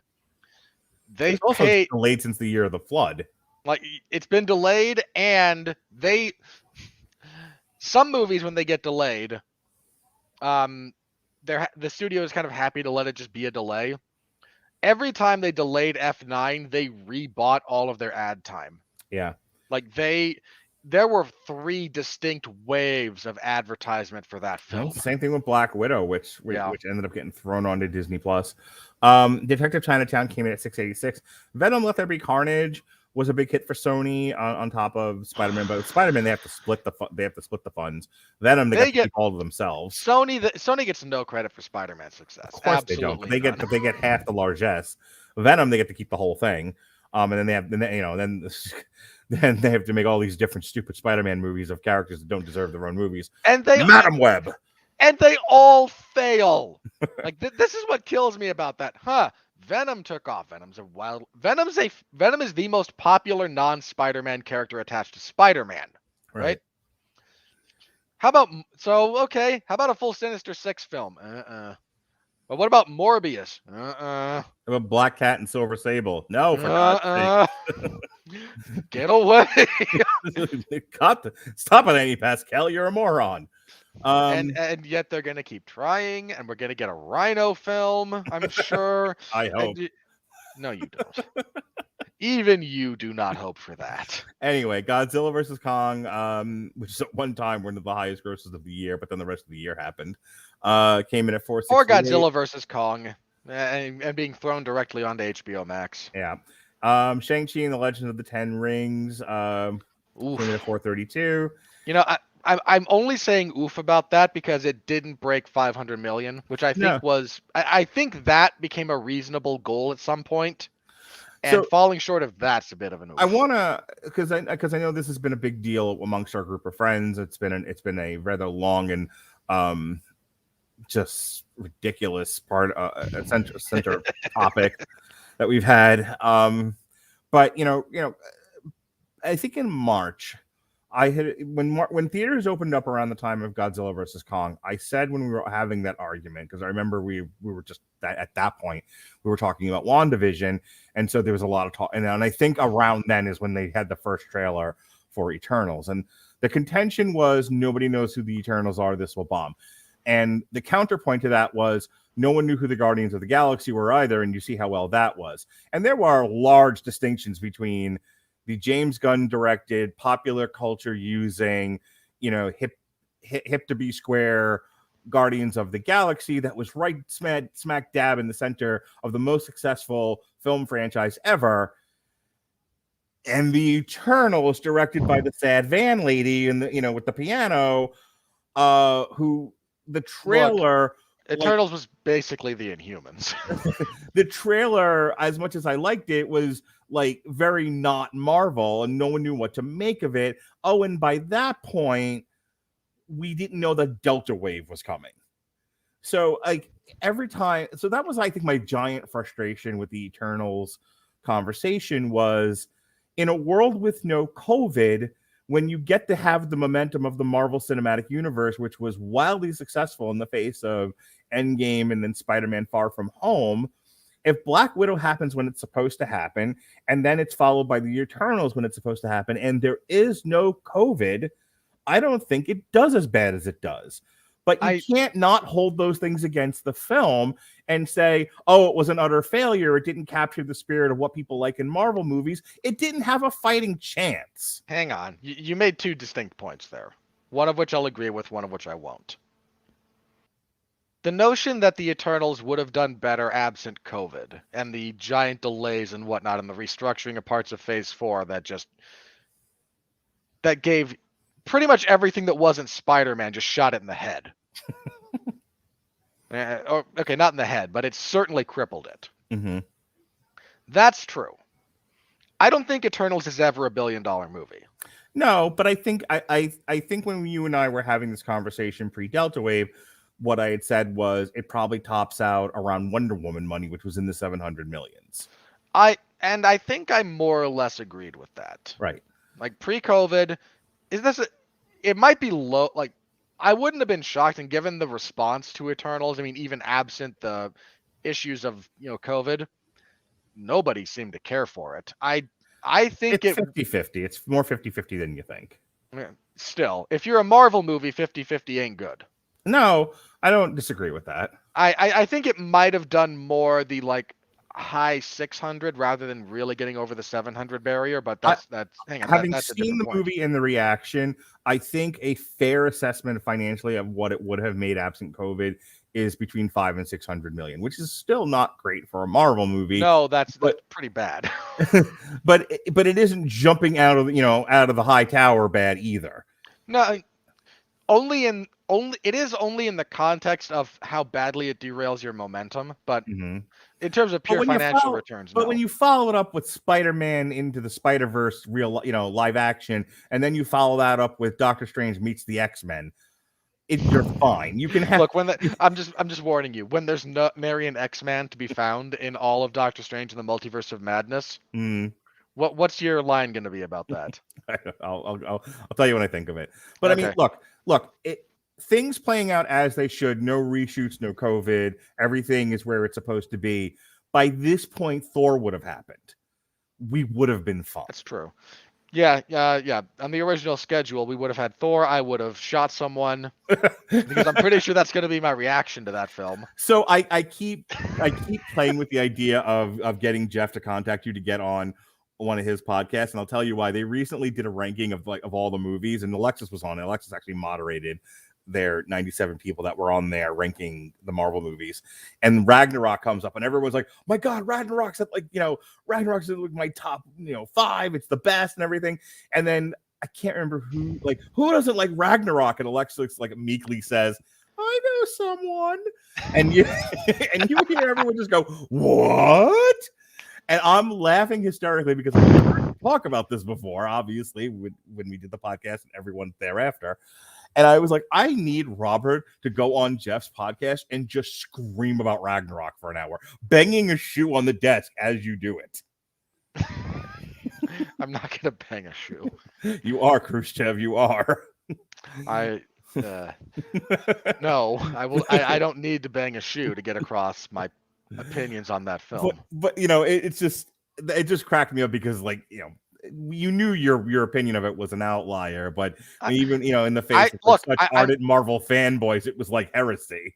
I'm just saying, my opinion on that movie is substantiated more by people who have seen it more than once than anyone who has only seen it once. Well, even guys like the pitch meeting people have pointed out that Marvel can't get away from undercutting dramatic moments with stupid comedy. But anyway, we're supposed to be talking about the finances here. Yeah, and so point being, the Eternals clocking in at a shade over 400 million. Mm-hmm. Yeah, that's bad. It's not great. Sorry, that was it. Hang on. I don't think people should read into it the narrative that this is Marvel in decline is stupid. I've said that openly to people who've said it. I agree with you in that case. Look, you've got numbers 9 and 10 that deeply underperformed. Go back up to number 1 again and tell me that it's suddenly in decline. It's not in decline. Right. No one cared about Eternals because it was a terrible idea, badly executed. Dealing with it's coming from source material that not only look, the Guardians of the Galaxy didn't have a big footprint, true, but people who read comics knew who they were and were positive about them. Nobody's positive about the Eternals. Even the hardcore nerds think they're stupid. Well, what cracks me up about the Eternals was essentially Marvel shrugging its shoulders going, well, we don't have the X-Men, so we did the Inhumans, but we did it so badly it should be studied. What's left on the bench? And they went the Eternals. They went to the Eternals, which was also done really badly. Mm-hmm. And I'd have to look and see when it was in development, but I got to imagine if the Fox deal happens 5 years sooner, we don't get an Eternals movie. We get Fantastic Four. 1,000,000%. Yeah. But that's how long it doubt about it. Because you got to remember the Fox deal happens and it's a year before they're even allowed to look at the X-Men and the Fantastic Four. Oh yeah. That's what annoyed me about that whole thing was the day that news broke that Disney was purchasing Fox, it was like, then the X-Men will show up tomorrow. It's like, that's not how any of this works. No, that's not at all how this works. It took a year just to get the deal finalized. It was like the deal was announced, but it still has it's got to pass through government committee. It has to be approved. They have to make sure they're not breaking antitrust laws. And then once they do, then there's all the stuff they're contractually obligated to release anyway. Right. There's New Mutants. There was Dark Phoenix, about which look, those both sucked out loud, right? But my point is people they don't really understand how stuff like this works, and so why don't we have X-Men now? It's like, dude, we're just at a point you can't start to develop a movie before you even have the intellectual property. It doesn't. Yeah, that's technically illegal. Not to mention. How much money you've already sunk into everything that you've already announced? Do you remember the day in the chat where it was it was Mark versus everyone who hates the Eternals part 756? And you've got to just stop fighting that fight, man. Well, that seems to have died now. Now that this is now that you've realized you were always on the wrong side of the argument. Well, anyway, no, the day the argument was. We were fighting over what they should have done instead. And I went, fine, what properties that aren't sequels should they have made movies of? And you can't say X-Men or Fantastic Four, and everyone went Fantastic Four, and I almost threw my phone across the fucking room. No, I remember this because I was the only one who gave you a legitimate answer. Mm-hmm. Like, I stayed out of that argument for the most part. Mm-hmm. And then it got to that, and like, no, the Eternals was always a bad idea, which I agreed with, for the Mm-hmm. record. Like, I agree with that perspective. But you then did the logical thing and said, okay, look at what they have, then tell me what they should have done. And I think like Pat and I were the only ones who actually read what you had, the qualifiers you had put on your statement, Right. and went, okay, here.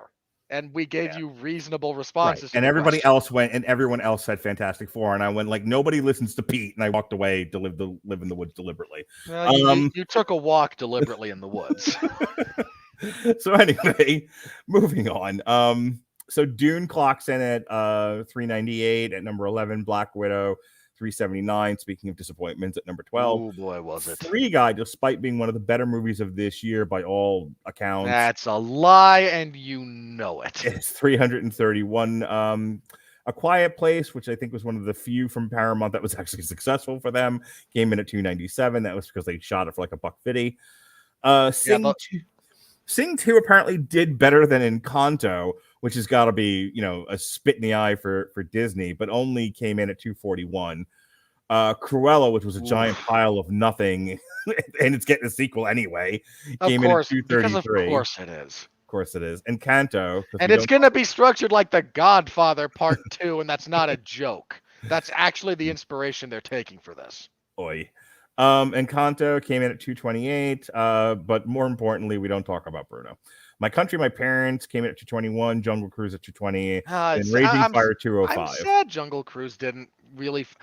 Jungle Cruise suffered because that was day and date, if memory serves. That's when they were still doing the Premier Access thing. So yes, that was right in the heart of the Delta wave. It certainly made more than that for Disney when you calculate all the people who just bought it on Disney Plus. Right. I had a lot more fun with that movie than I thought I would. So that kudos. Was great. It's just one of those, what are they going to do? Delay it another year? Because I think it had already been delayed a year at that point. It had already been pushed back a little bit. Yeah, they had to bite the bullet on that one. But between what it did find in the box office and whatever it did on Disney Plus, they're doing a sequel, and I'm down for that. All right. Everything else is almost less than 200 million. Like Ghostbusters Afterlife, the feel good hit of the summer, 195. I mean, I don't remember what the budget on that is, but I don't think that made money by any reasonable account. That movie suffered, and I think we mentioned this. Like, why would you throw that so close to Spider-Man? Yeah. Like you gave that thing 2 weeks maybe? I think it was 2 or 3. Yeah, it came out. Ghostbusters Afterlife came out a week or two after the Eternals, and then a month before Spider-Man, and then in between there wasn't much of anything because it's not like the people who saw Ghostbusters saw West Side Story. Oh wait, nobody saw West Side Story. Nobody saw it, and they're throwing it a pity bunch of nominations for awards too. It was a nice movie. Ghostbusters Afterlife. Oh, you didn't mean that, and you know it. All right, so the budget on it was 75 million. It made almost 200. I mean, it was like modestly profitable. Yeah, probably not when you consider this was also delayed. That movie was hurt badly by one, again, like you mentioned, its positioning. Mm-hmm. Like there were other periods of time when that movie could have been released when it was free and clear. Mm-hmm. 2, I think nothing hurt that more than the pandemic. Like that, more than a lot of these other movies, that really got screwed by. There was some kind of like Omicron wave starting right around then or some such. Like there was something going on that really hurt that, because I think even if it's released like in the summer, I'm not saying top 10, but we're a lot closer to the top than it wound up. So unfortunately, I didn't think to write this down ahead of time, but I don't think there were a tremendous amount of movies here that were actually like profitable, just in terms of what they drew inside. Probably not. So just as an example, like the Suicide Squad, which generally everyone liked, but it was day and date on HBO Max, and this was one of those films where, as much as people liked it, again, it's right in the middle of the Delta wave. People don't want to go to the movies if they don't have to. And Suicide Squad was one of those movies where everyone just opted to watch it at home.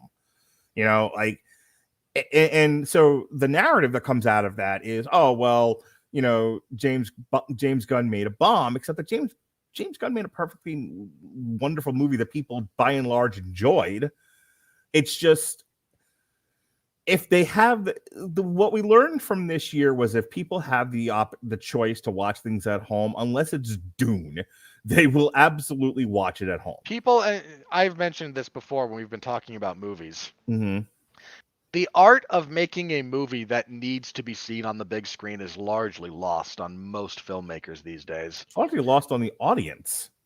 Yeah, that too. Go back to like the story I told about my coworker, hi Pabone, where I'm trying to convince her to go see Dune in IMAX, and she doesn't see the value in that. She's like, but I don't understand. I have an HD TV. And I'm like, It's not the HD. Like, that's really not the point. Right. But that's the thing is, Dune you have to see on the big screen to truly appreciate the grandeur of the cinematography. Can we both agree that you don't need to see Suicide Squad on the big screen? 100%. I made a point of it, but like, when it comes to seeing movies in the theater, I'm kind of a religious nut about it. Most people are not me, though. I like seeing movies on the big screen, and I think, unfortunately, most filmmakers these days, again, like you mentioned it being lost on the audience, which is absolutely true. It's lost on filmmakers. Like, okay, you got Dune. Could you tell me the last movie before Dune that genuinely benefited from being seen on a big screen? I can, but you won't agree with me. Okay, I'm curious. Godzilla versus Kong. No, I'll agree with that. Okay. Like, I'll agree that movie benefited from that format, 100%. But I can't think of another blockbuster this year where I absolutely. I mean, maybe Jungle Cruise, but but again, I think you probably get away with watching that one at home, but not Black Widow. Eternals is probably another one, but the star of Eternals was the cinematography. But even then, if you have a big enough, sharp enough television, you can probably live without it. Yeah, it's become a rarity that a filmmaker knows how to make a movie that really, like, you need the big screen to but like the Purge wasn't day and date or anything like that, but like, did you need to see the Purge on the big screen? First of all, we didn't need to see the Purge at all. but you don't need to see anything, to be clear. But like the Purge you didn't need to see on the big screen, and and while the Purge I think did well in its weekend, I think overall I think the point that I was trying to get to was, I think, without going through the numbers again, and I should have written this down ahead of time, I don't think a large portion of movies this year made any money at all. No, a lot of these, especially if you were to factor in delays and whatnot, I imagine there's a lot of red ink on the balance sheet here. And here's the thing, I'm looking at the movie schedule for this year, and and the most common phrase I see in the Wikipedia page is when I'm studying up on these things and deciding what it is we're going to talk about, what we're not. Originally scheduled to be released in. Yeah, so this was supposed to be released in 2021 or 2020. We're still digging out of the COVID delays. This is one of the things that I mentioned about the MCU when they were kind of pushing things back. Mm-hmm. Like, they're scheduled out. You can only do this so much before you're tripping over your own dick. Yeah. Like, they literally could not afford any more delays. Otherwise, I mean, well, look what happened. Otherwise, they're the Suez Canal, and you got the ship wedged in. Well, look what happened with like Black Widow and Hawkeye. You get the stinger at the end of Black Widow. Black Widow happened in July. You don't get a payoff to the stinger until Christmas because of when Hawkeye appears. Things like that. And I mean that stinger wasn't that stinger supposed to be at the end of Falcon and the Winter Soldier too? Maybe, I don't remember. Like, we've talked about, there's a bunch of that stuff in the Disney because that got reordered and shuffled around, and now in some respects doesn't even make sense. Right. Phase 4 was supposed to kick off with Black Widow, and then Falcon and the Winter Soldier, and then Eternals, and then WandaVision, and I think somewhere in there was Spider-Man. And Loki was somewhere in there. No, well, Loki was after WandaVision. Yeah. Like the order, the only thing that came out of that was out of order was Falcon and the Winter Soldier was supposed to be first, but because of COVID and they were filming in Prague at the time, that all got delayed, and then WandaVision ended up being finished before that, so WandaVision came first. But that's not the way it was supposed to happen. It was supposed to be Black Widow, then Falcon and the Winter Soldier, then I think Eternals, then WandaVision, and then Loki and Doctor Strange. Like WandaVision, and I think in the initial layout of Phase 4, it was supposed to be WandaVision ends and immediately we're into Doctor Strange. Yeah, I remember and then from being... Doctor Strange, we were immediately into Loki. I remember that WandaVision and Doctor Strange were supposed to be right next to each other. That's the only one I Right. remember specifically. Meanwhile, WandaVision was like Q1 2020. 2021 rather. And we're not going to get Doctor Strange until this summer. Like, At the moment, we may get Loki season 2 before that happens. In all probability, it's point being that it's a mess. It's a mess, and it would have been a bigger mess if they hadn't just started biting the bullet. Like, they're gonna have to look at, oh boy, nobody liked Eternals, and oh boy, Shang-Chi really underdelivered. Right? Can you imagine if they had delayed Black Widow till November? We'd be waiting on Shang-Chi now, and getting Doctor Strange next year in 2023. Well, the only good thing to come out of that particular scenario is I wouldn't have seen Eternals yet, and I could. Anyway, I don't know what else more needs to be said about wrapping up 2021. Almost nothing made money except for Spider-Man. Well, if you were not a Chinese if you didn't come out of China specifically, that is a point. Not that, but the China thing is something I think was worth spending a minute on. And so for years and years and years, the biggest market in the world was China, and it still is, but China is largely rejecting a lot of American films. Disney, because of their inclusive agenda, keeps getting locked out of China, and and that's a big factor into their budgets. And while on the one hand, I applaud Disney for saying, no, gays are people too, and we're going to put them in our movies, and if you don't like them, then I guess we just won't be in China. Meanwhile, we shot Mulan 30 minutes away from a concentration camp. In a Chinese concentration camp. Whoops. And our actress, who plays Mulan, posted a bunch of social media stuff in support of the police in Hong Kong and that whole mess. So let's not pretend that Disney's adherence to the message is in any way indicative of their feelings towards China. I think, though, I'm wondering how much they're now reconsidering their position in terms of budgets and film release strategies, keeping in mind they're likely to get locked out of China going forward. They're going to reconsider it pretty heavily. Look, here's an ugly reality for everybody out there. The biggest entertainment market for movies in the world is not the United States anymore. And bear in mind, this is a recent shift. China's always had had a denser population and whatnot, but they were never the biggest market for movies until like the last 2 years. Like they've been growing, but it's only very recently they've overtaken the United States as like the biggest consumer of film. That's your biggest market in the world. Guess what we're going to try and put a bigger priority on? I mean, look. That's what I was saying. Like for years, and this is not. And for years, that was the strategy. But it seems like, and this is an even more recent thing. China doesn't want American films, and they're very selective about what they do take. And if you're now an executive who greenlights films, are you greenlighting $200 million projects that are heavily dependent on the Chinese market that may not let the film in the first place? I'm going to say no. I mean, look, if you want an example about the importance of China to the box office, Warcraft. No. I'm not even going to make the joke about Venom, which I do entirely blame on the Chinese, for the record. But you remember that Venom and that Warcraft was entirely successful based on China. And I'm glad, and nobody's made $150 in the United States. And nobody's made noise about making another Warcraft movie. They are making Venom sequels, so Venom is the higher order atrocity in my opinion. Okay. But if you want a nice little specific example, scroll back up towards the top if you would, please. Okay, right there. Look at number 4, then look at number 9. Those movies had roughly equivalent budgets. One of them was allowed in China, one of them was not. Right. You guess which is which. Yep.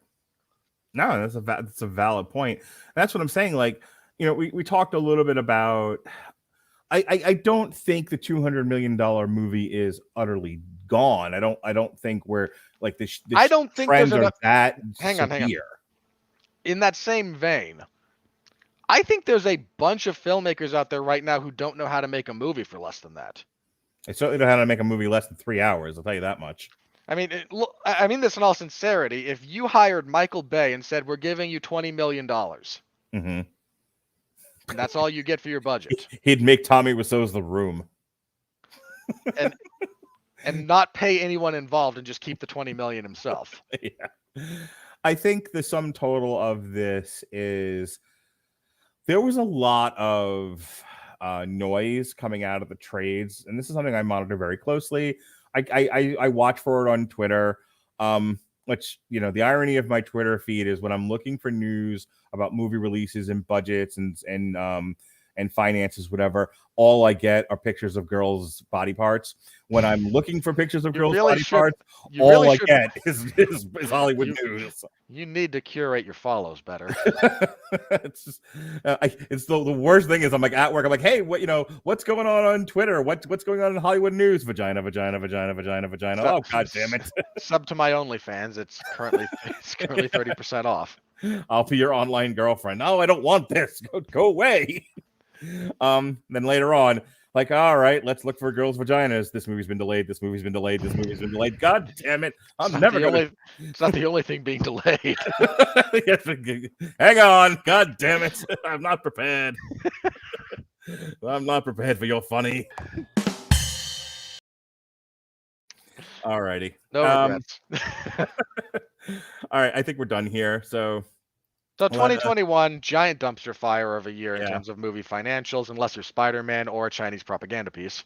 Yeah, I don't know if this year's going to be that much better. To be honest with you, I mean, we're not. Well, look, let me. No. My kind of sigh there was not. And by and large, we're not dealing with wholesale theater closures for the first entire quarter of the year. So, hang on. Knock on wood. Yeah, well. On the other hand, people still don't want to go to the movies. Like, the movies are open and we're not dealing by and large in strict lockdowns, and we're not dealing in wholesale movie chain closures. However, that doesn't necessarily mean people are going back. And I think this is another thing that annoyed me. Like, I'm perfectly willing to allow people their happiness, quote unquote, to enjoy the Spider-Mans and Ghostbusters of the theater going experience. That's fine. Enjoy yourself. I object to the commodization of nostalgia and all the idiots who go along with it, but fair enough. You took the words out of my mouth, but hey, but here's where I'm like, one, nostalgia is just faulty memory. Neither one gave a rebirth to the theater going experience or the film industry. Film by and large has not changed in either case. I don't want to relitigate those movies, but can we please recognize them for the long-term projects they were, and not, you did not find the holy grail of film, for fuck's sake. Well, they did. It's still trying to capitalize on nostalgia until we have to become nostalgic for nostalgia. Not itself. Everything that capitalizes on nostalgia, like the gangbusters, is the point. But the other thing about this is, that's true. People, there's a false narrative out there about Spider-Man that it reinvigorated the theater going experience. I'm like, no, it didn't. Spider-Man was Endgame. It was a large scale event built largely up on the idea that everyone wanted to see the three Spider-Mans in 20 years of film on together on screen for the first time. Had a kid that goes to the karate school that I do. Mm-hmm. Asked me if he should see Spider-Man No Way Home because all of his friends had seen it. I had to ask him. So, have you seen every other iteration? He went, no. And at which point you kind of have to go, okay. I mean, I'm not saying don't see it. Mm-hmm. I'm saying there's so much of that movie that relies on everything that came before it that if you're missing any of that, it falls apart entirely, which is a giant failure in the filmmaking. Which is why there were certain people I didn't want on that, who were going to judge the movie as the end product of 20 years of Spider-Man movies and not as a film in and of itself. And that was just a discussion I didn't feel like entertaining. I'm not running a daycare here. Hang on. I'll forget myself.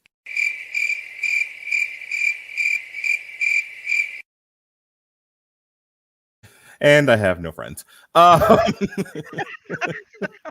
Anyway, my point being that Spider-Man aside, which again was Endgame levels of final of the, it was Return of the King. It was Endgame. It was the final act in a long-term story with a huge payoff. This is not a return to film. I mean, look at how Scream is doing. Look at some of these other movies. I mean, you and I mentioned, I think, when we were talking about Phase 4, even after the delays and even after the issues, because again, there's a bit of a stupid narrative going around that Marvel is in decline. Yeah, that's dumb. And hang on. And while I don't think there's enough evidence to conclude that that's an accurate assumption about where we are right now, you and I both kind of said, okay, hang on. So Shang-Chi, middle of the pandemic, and it set a bunch of records, and granted, you move the goalpost a lot on that, but okay, fair enough.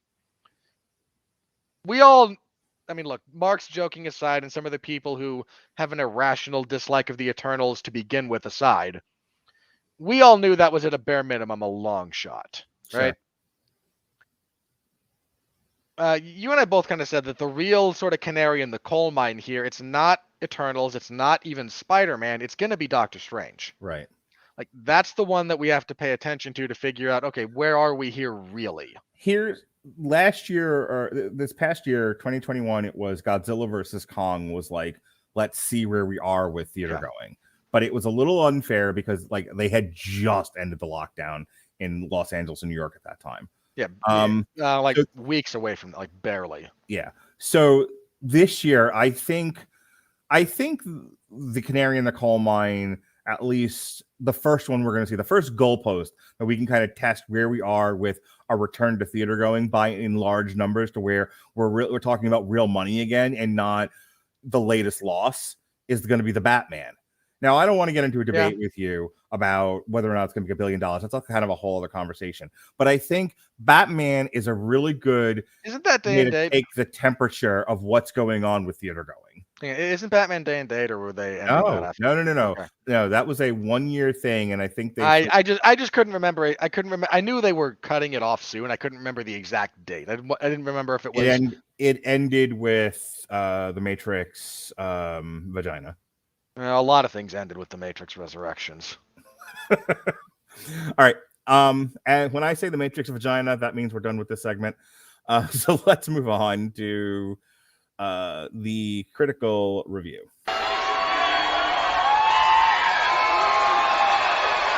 Are you ready? No! I said, are you ready? No, God! No, God, please, no! No! No! No! The critical review is brought to you by Wait, let me guess. Grammarly. It certainly is, Ollie. Grammarly, for you listeners of Damn You Hollywood, is offering a free download of the Grammarly software. Grammarly's AI-powered products help people communicate more effectively. Grammarly helps write mistake-free on Gmail, Facebook, Twitter, LinkedIn, and nearly anywhere else you write on the web. Grammarly corrects hundreds of grammar, punctuation, spelling mistakes while also correcting contextual errors, improving your vocabulary and suggesting style improvements. To download Grammarly today, go to getgrammarly.com/W2M-network. Again, it's getgrammarly.com/W2M-network to download Grammarly for free. All right, since we're almost at the 2-hour mark here, I'm only going to read a few of these because really, who gives a shit? So 84% fresh, certified fresh on Rotten Tomatoes, 79% audience score. So look, I have my complaints about the film, but again, if we're talking pass-fail system, it passes. And I think purely on dramatic presentation, I think it's a win. Sharp direction and some outstanding performances make Munich the edge of war, a gripping historical drama, even though the ending's no secret. It's largely what we said. Again, I'm not sure I'd go with gripping, but like I said, the individual scenes I think I think that's what kept me, because you're right. There were some slow parts of the movie where I was like, ugh. But skip forward. Yeah, but those parts where there's some shared dialogue, and it really comes across like a well-acted stage play. I think that's the part that grips you. Carmen Paddock of One Room with a View. While MacKay's performance impresses again, and much care has gone into the historical detail, Munich, The Edge of War wants to explore hope in other ways without truly reckoning with the Nazi ideology or Allied complacency. You just wanted a movie. Look, if you want to see Nazis get violently murdered, I recommend Inglourious Bastards. And I'm not saying that as a negative. I'm saying if your complaint about this movie is they didn't hammer home enough that the Nazis are bad, I don't know what to tell you. They weren't making Schindler's List. They were making a movie about this one point in time. Todd Jorgensen of Cinemalog, using speculation and embellishments to fill the narrative gaps. This political procedural tends to oversimplify the socio-political complexities and moral dilemmas at its core. Yeah, I think that if I were to make a bigger argument about some of the issues I had with this film, I do think that trying to fixate everything on kind of the emotional core of those two characters does ignore and downplay and diminish the very real, complicated issues that were going on.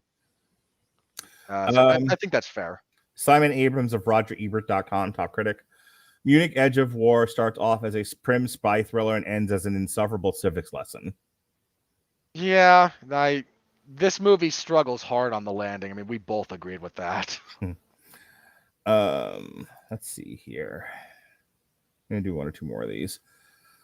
Jake Coyle of the Associated Press, top critic. Sure, a cheer for gentlemanly honor, but like Chamberlain, Munich misses the moment. Really? Wait, this one's even better. How is that a review? How is that a real review of this film? To try and pretend that a hurrah for gentlemanly honor? Really? Dennis Schwartz of Dennis Schwartz Movie Reviews blends facts with fiction. You Okay, I'm not even going to call you a self-employed loser after that. All you did, look at me, you idiot. All you did was describe historical fiction. Wow. I can see Russia from my house. That is a worthless review. Utterly worthless. Mike LaSalle of the San Francisco Chronicle, top critic. I get that you live in the world's largest outdoor toilet, but come on. All the historical stuff is enjoyable. Less so are the movie's fictional elements, and the fictional elements ultimately dominate. I'm not entirely sure that's even true. Yeah. Like, some of the best stuff in this movie is the fictional characters interacting. It's just only when they're interacting and not doing other stuff. Guy Lodge of Variety, top critic. Go on. You had to throw one-ply sandpaper toilet paper in there, didn't you?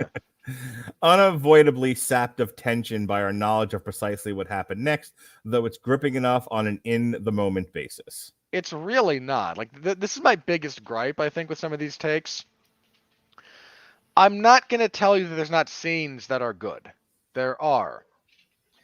But really, the notion that it grips you moment to moment means that you have to try and incorporate within that discussion all the in-between sequences that are just like watching paint dry.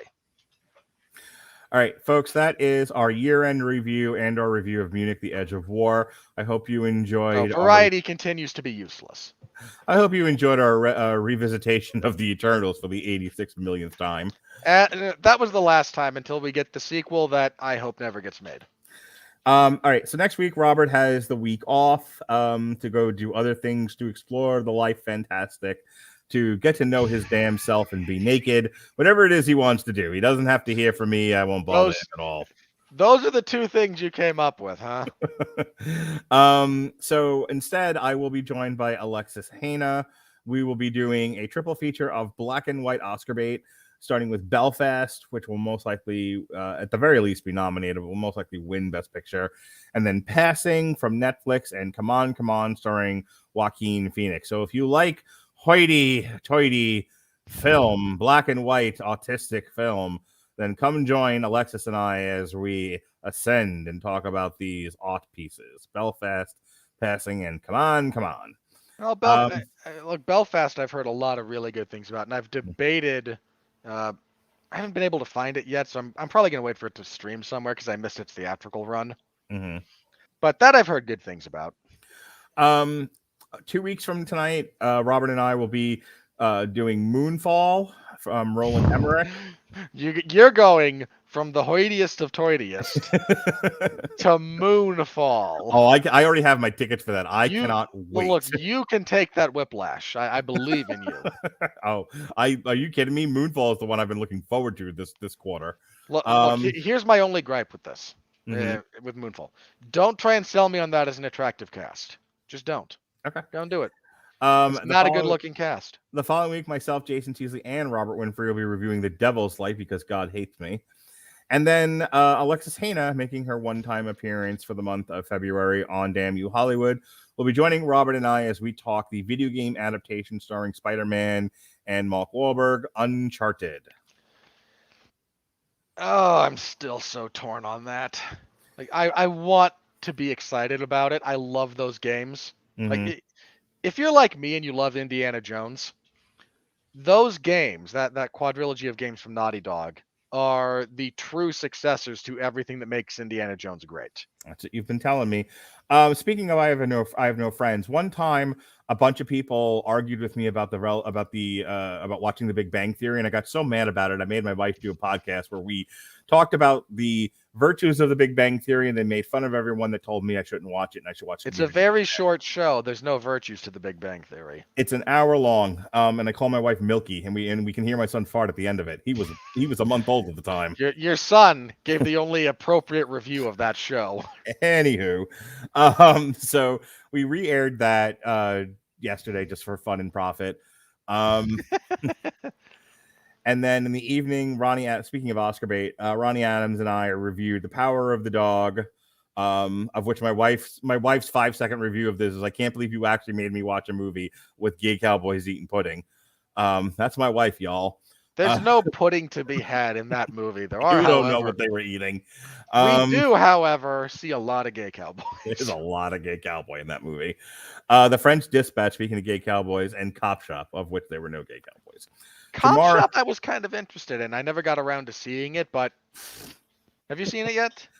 Yeah, we reviewed it. I just said that. Oh, I thought that was still coming. I forgot that you'd already done that. I thought it was upcoming. Yeah, it was, yes. Again, like I thought it looked like a fun little time at the movies for what it was. Yep. Tomorrow night on the Metal Hammer of Doom, after I get done watching the Lights Out match between Adam Cole Bebe and Pockets, we will be reviewing the Night Flight Orchestra Aromantic. Why are you watching that? Because I like Adam Cole and I like death matches. So, okay, hold on. I don't want to do this now. I know why you like death matches. Mm-hmm. I get that. I don't understand why you like Adam Cole. Baby. He's shorter than your son. Shut up. I'm not wrong. We will be joined by Stuart Lang on Thursday on our Mania of WrestleMania show. That's the Attitude Era one that everyone's been waiting for us to get to. Myself, Pat Mullen, Chris Bailey, and the aforementioned Stuart Lang, formerly of 401mania.com. We're looking at 14-15 and WrestleMania 2000. And in the evening time, Ronnie Adams is going to help me figure out what the hell the Wheel of Time is all about. I can kind of tell you if you're interested. I don't care. On Friday night, Gavin and I will be doing a alternative commentary for the Royal Rumble in 1992. Some say it's the best Royal Rumble ever. And then on Saturday, tear in my eye. Saturday we have a double shot. We have an airing of our latest trivia show, which focused on video games. I heard that was a lot of fun. And then in the evening time, myself and the other two podsmen will be doing an alternative commentary for the 2022 Royal Rumble. When it goes live at 8 o'clock, so do we. I'm not doing the pre-show. But you can hear us talk for 3 to 4 hours following all the events of the Royal Rumble and allegedly the comeback of one Ronda Rousey. So that'll be fun. Is that what people are teasing? Yeah, that was the news today. All right, Robert, you have 2 minutes. Hang on. Is that just a rumor or do they confirm that? No, it's rumor at this point. It's in the dirt sheets. Okay, then I'm not going to buy that, and neither should you. All right, well, we'll see what happens when it happens. All right, you have 2 minutes to do your plugs, and then we're going. All right. Dropping the curtain on you. I'm turning out the lights. I understand, Mark. I cover professional wrestling, speaking of that thing, a few nights a week. This week I covered AEW's Dark Elevation yesterday on Monday. Not a bad show for 40 minutes. I cover MLW, whatever they're doing. That goes live on Thursday because MLW is nice enough to give me early access to their stuff, so I don't always have to do it same day. Friday, WWE SmackDown. Saturday, there is no UFC event. I will instead be covering the 2022 Royal Rumble for 411mania.com. In another universe, you and I would be covering the Don King pay-per-view. No. We did it last year. Mark, I don't think there's a universe where I really want to watch a Don King pay. What's the fight? Just for the record. Trevor Bryan versus I think Jason Guidry, and then there's two African sounding names that are unpronounceable in the main event. I can look it up for you if you want. There's no universe. Okay, move on. No universe. No future for me. So I will be covering that. If you're interested in that, check out the Wrestling Zone at 411mania.com. I actually don't know if I have to do the pre-show as well or not. I genuinely don't know. I'll find out at some point between now and then, I imagine. If I sound just terribly enthused by that prospect, yeah, I am. There's nothing going on in the world of professional wrestling right now, not just WWE, but anywhere that's really kind of getting me interested. And that sadly at the moment includes Roman Reigns, who is, I think, the best thing in professional wrestling. He's the most interesting, certainly. But his thing with Seth Rollins right now is, Mark, it's bad. Okay. I don't have any other way to say it. It's bad. I hear you. You'll be happy you get to watch Brock Lesnar and Bobby Lashley. I know, with no pants on. Well, they will on have camera. Pants. They will absolutely be wearing pants. It's not that kind of pay-per-view. Oh, I'm sorry. Premium live event. Is it premium or premiere? I think it's. Oh God. If you're interested in mixed martial arts, this last week I covered UFC 270. It was the UFC's first pay-per-view of the year, headlined by Francis Ngannou and Cyril Gane, going the distance, surprisingly. Ngannou winning a decision, which is even more surprising. I was not shocked that Ngannou won. I didn't think he could win a decision like that. Yeah, I just didn't think he. Dan and I were a little shocked too. For the record, I did not score that fight for him, but I don't die on that hill either. Like 3-2 for Ngannou is acceptable. I guess you listened to some of Dan and I. A little bit, yeah. I could only stop in between fights, so mostly when you guys were vamping. Yeah, it was an interesting experience, not being able to stop the camera. Yeah, that's the thing. So you can get my full report on that. We also got Davison Figueiredo and Brandon Moreno in the third fight. They are now 1-1-1 as Davison Figueiredo wins unanimous decision to regain first ever two-time UFC flyweight champion. And they're probably going to have a fourth fight. And you know what? Sign me up. Those two they produce good fights. Not really any other way to get around it. They're made for each other in some respects. And my full coverage for the rest of that card. I also host the 411 Ground and Pound MMA podcast, which is your weekly look into the wide, wacky, wonderful world of mixed martial arts. This last week, Jeff Harris came back to talk about UFC 270. So he and I talk about the fight results, the situation with Francis Ngannou, the dismal state of fighter pay. Because we have the full payout that the UFC gave in purses because California makes them report it. California reports that. The UFC paid in total purses for UFC 270 $1.8 million. Sean Porter made $4 million to get his ass kicked by Bud Crawford and then retire. Bud Crawford made $6 million for that pay-per-view, and I guarantee you and I covered that fight, Mark. That drew less than UFC 270 by a non-trivial margin.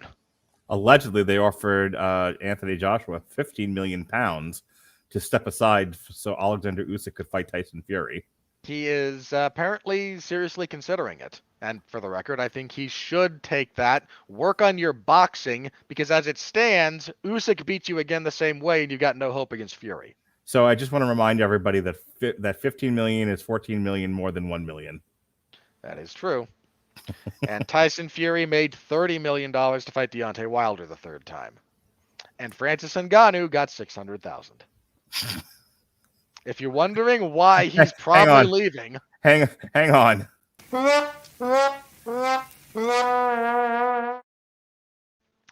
If you're wondering why he's probably leaving the UFC as the heavyweight champion, there's a little insight for you. So Jeff and I talk about that. We talk about the results again for the rest of the card. We talk a little bit about some news of the week. There wasn't a whole lot. It's mostly about UFC 270. So if you're interested in any of that, please check out the 411 Ground and Pound MMA podcast. I would appreciate it. Have to double check how that latest episode's doing, but we're trending up on that show at the moment. So fingers crossed. Still going. All right. That's it. That's all of our plugs, everybody. 2 weeks, Moonfall. I can't wait to talk about that with Robert. We're gonna have a gay old time. You just had to make the joke about the fluid penetrating the moon and flying it towards the earth. You just had to make it a gay thing, didn't you? I gotta be me. And on that note, you really for Robert Winfree, I'm Mark Radulich. Be well, be safe, and behave.